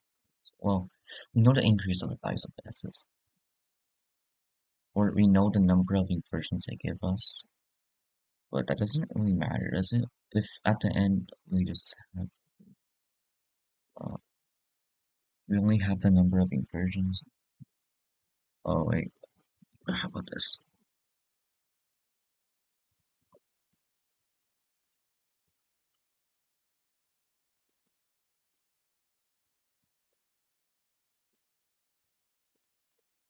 C, 8x. X can be long, right?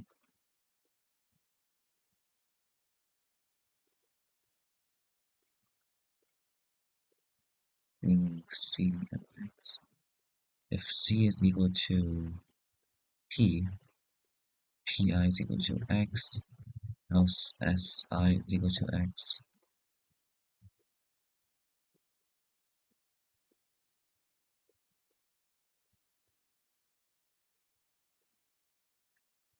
And then we work backwards.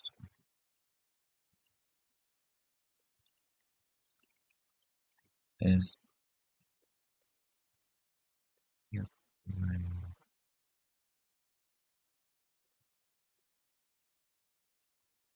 let's see, we know the first few.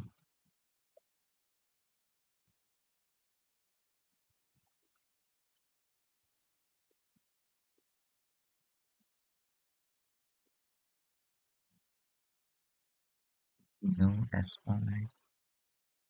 so if Pi is negative one is equal to not found.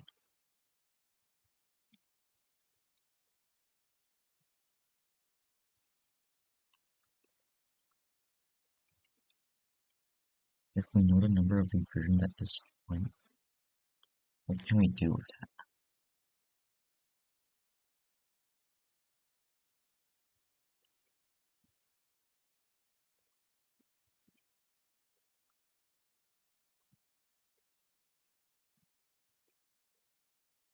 We got two S's in a row, that'd be really helpful.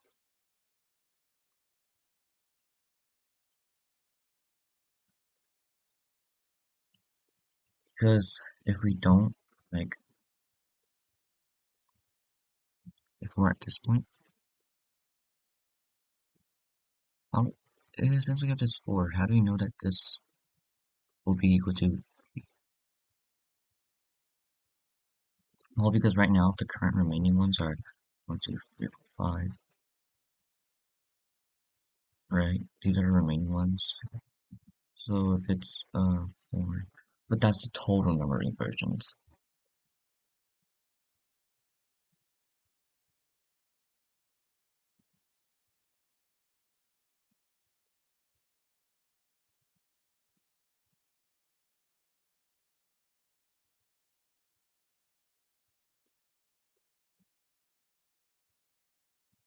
We can't work forwards and backwards.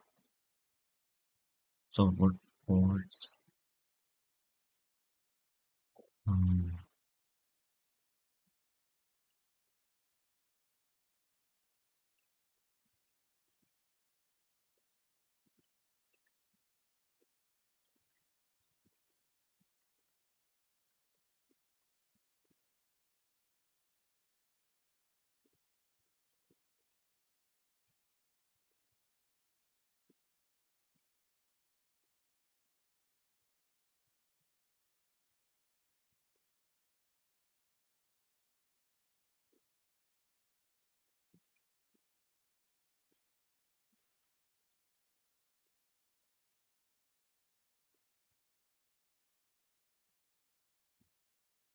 we have two consecutive ones are S's. We know the inversion count, and then if from working backwards, we know what it is. But what if it's not worth? So here we have these values. So right now we have 1, 2, 3, 4, 5 that's still available, and we get to this position. So we get to this position, we see the inversion count is 4. So at this point, the inversion count is 4.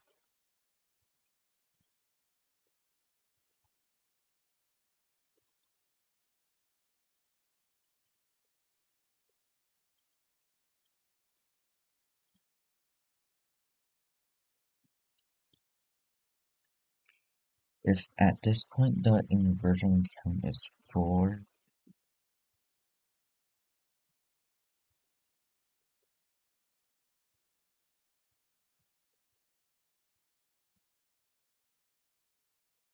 can we find the value of key at this position?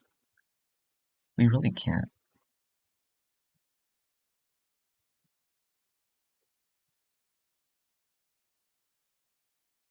Unless we knew the increase in the values of S. If we knew the increase, then we would know the with the value of this P right now.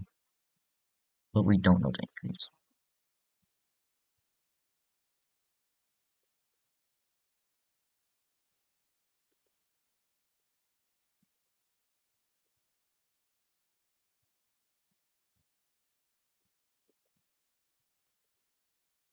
One, 5,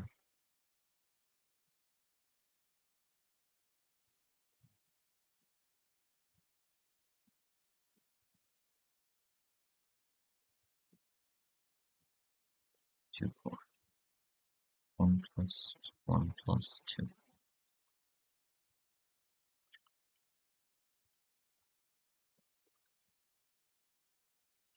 Yeah, so how would we know?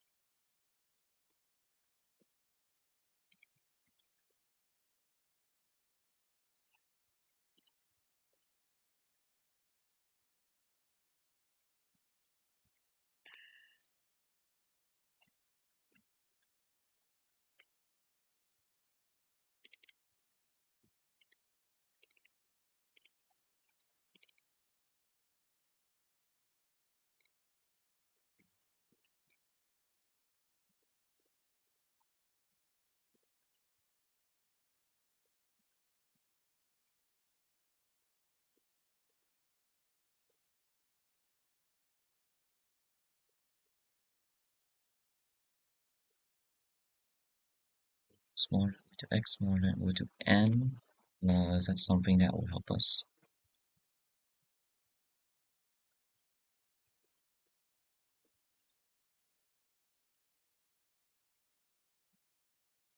Two s's in a row can help us.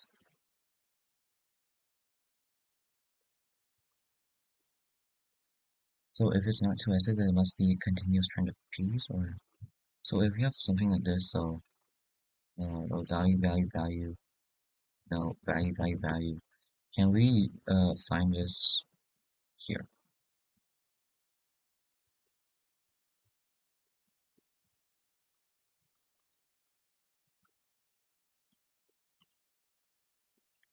Like if we have something like this, how do we find?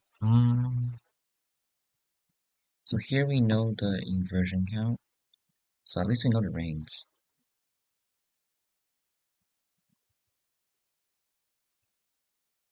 And then we have two values, three values. We have another range.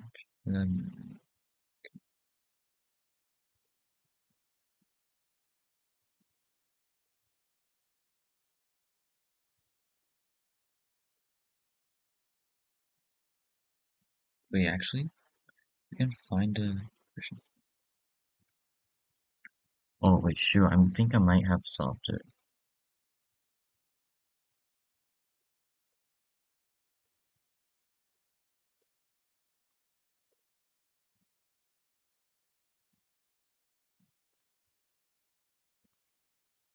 It's T. Mm,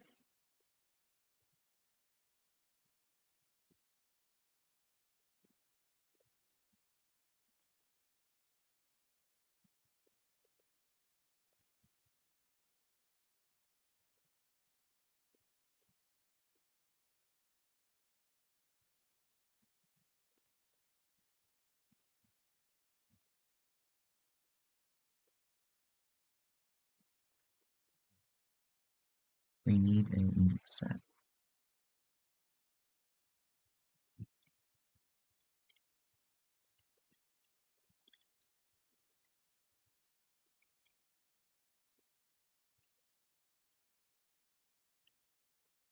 We got insert P of I. We can add our inversion count to this, so st dot let's say t dot order of key. Where is it from? Yeah, order of key. P of I. Order of key. So t dot size minus. So minus t dot order of key. Otherwise, we can do I dot push back our current inversion count. Well, the expected. So I plus one.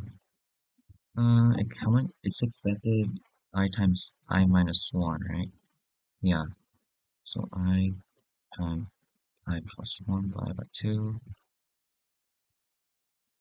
We'll use long alongside BV.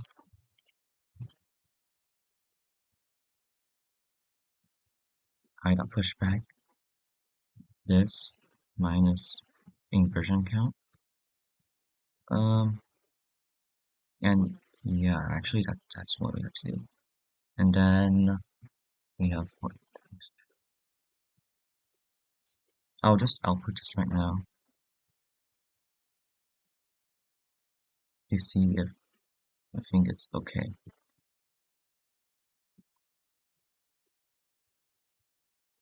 Um, mm,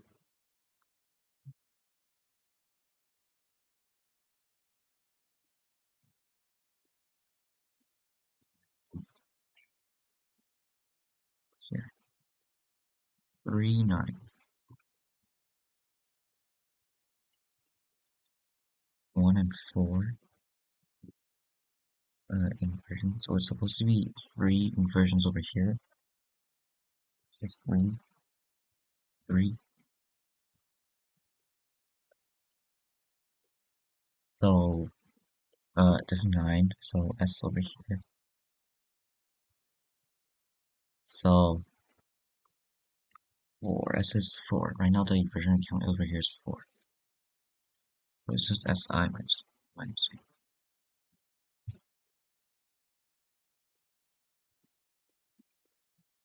10, 0, 3. So we know that's 5 Si minus 8. Oh yeah, so inf uh, plus E equals to Si.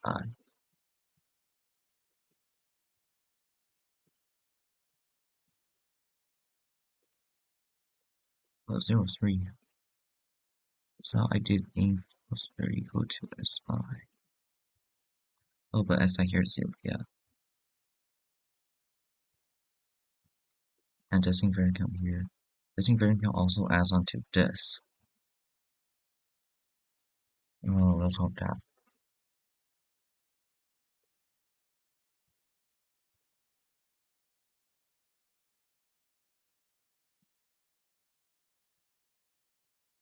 I think at phosphorus you only get the inversions those two.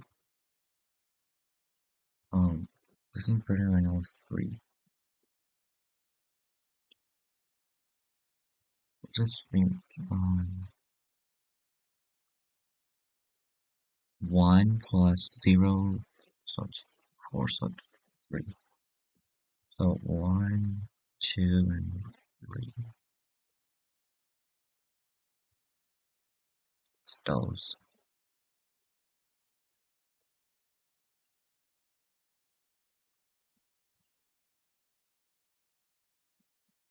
So T minus 1 of key.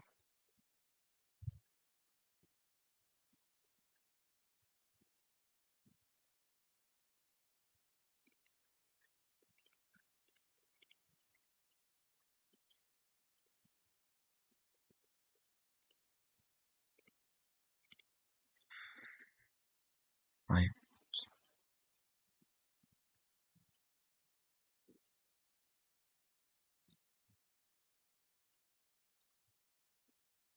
This, we know the value, know the inversion. So these values might cause an inversion over here. And this value might cause an inversion with these. And these two might cause inversions of these three. And this one will go 1, 2, 3, and 4. So there might be inversions for all of them, okay?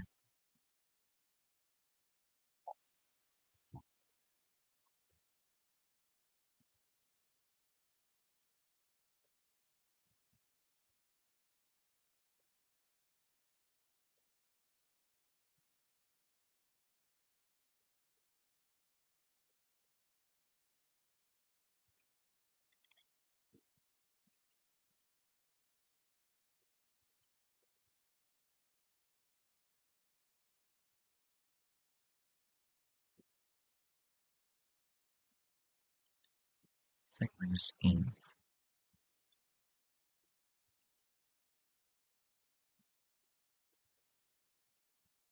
Dot insert P on there.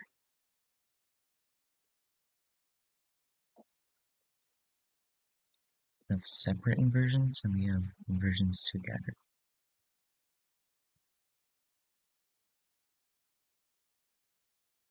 For values V, they have separate ones. And for the real values, they have their own. They have their own. Okay.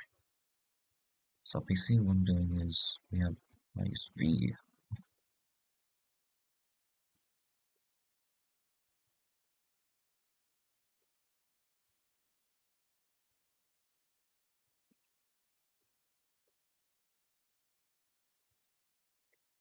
So what we have to do, we have these inversions over here and these inversions over here. So we calculate them separately, and then after we combine them together, we have new inversions that occur. Okay.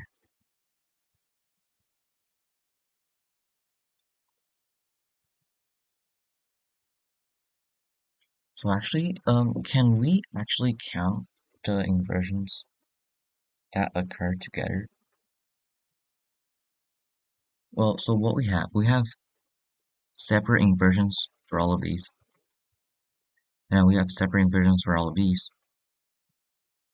So knowing the separate inversion of this and the separate inversion of this, no, that doesn't work.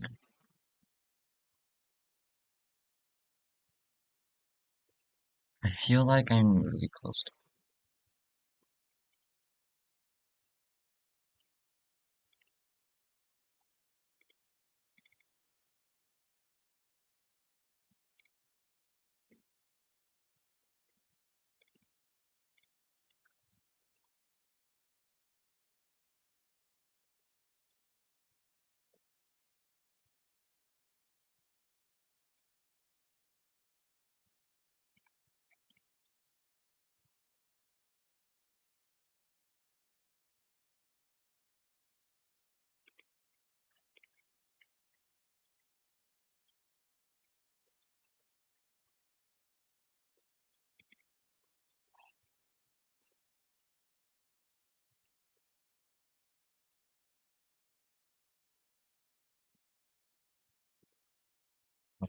I'll try to solve this problem.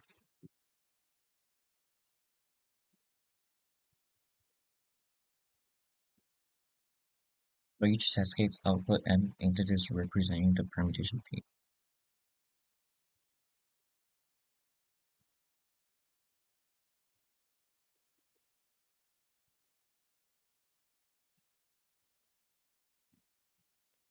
We need to find the separate inversion count. If we have the separate inversion count, then we can solve the problem.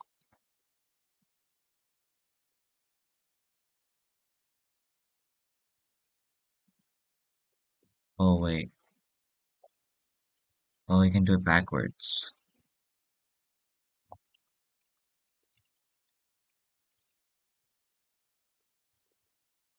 Mm-hmm. 0 minus minus.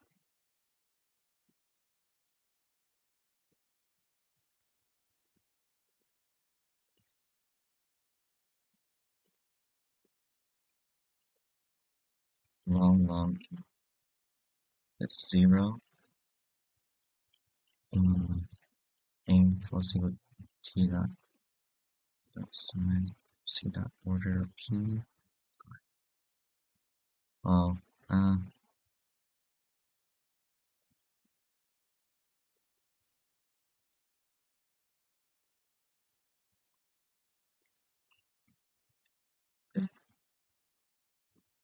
theta is not equal to -1.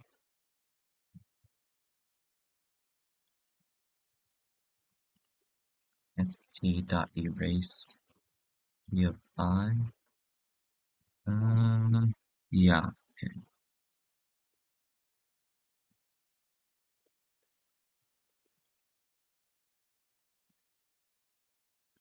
Pi is equal to -1. I dot pushback si minus inv, or should it be inv? So this total number of inv minus si. So we get the inversions of this, and then inv is plus equal to inv minus equal to.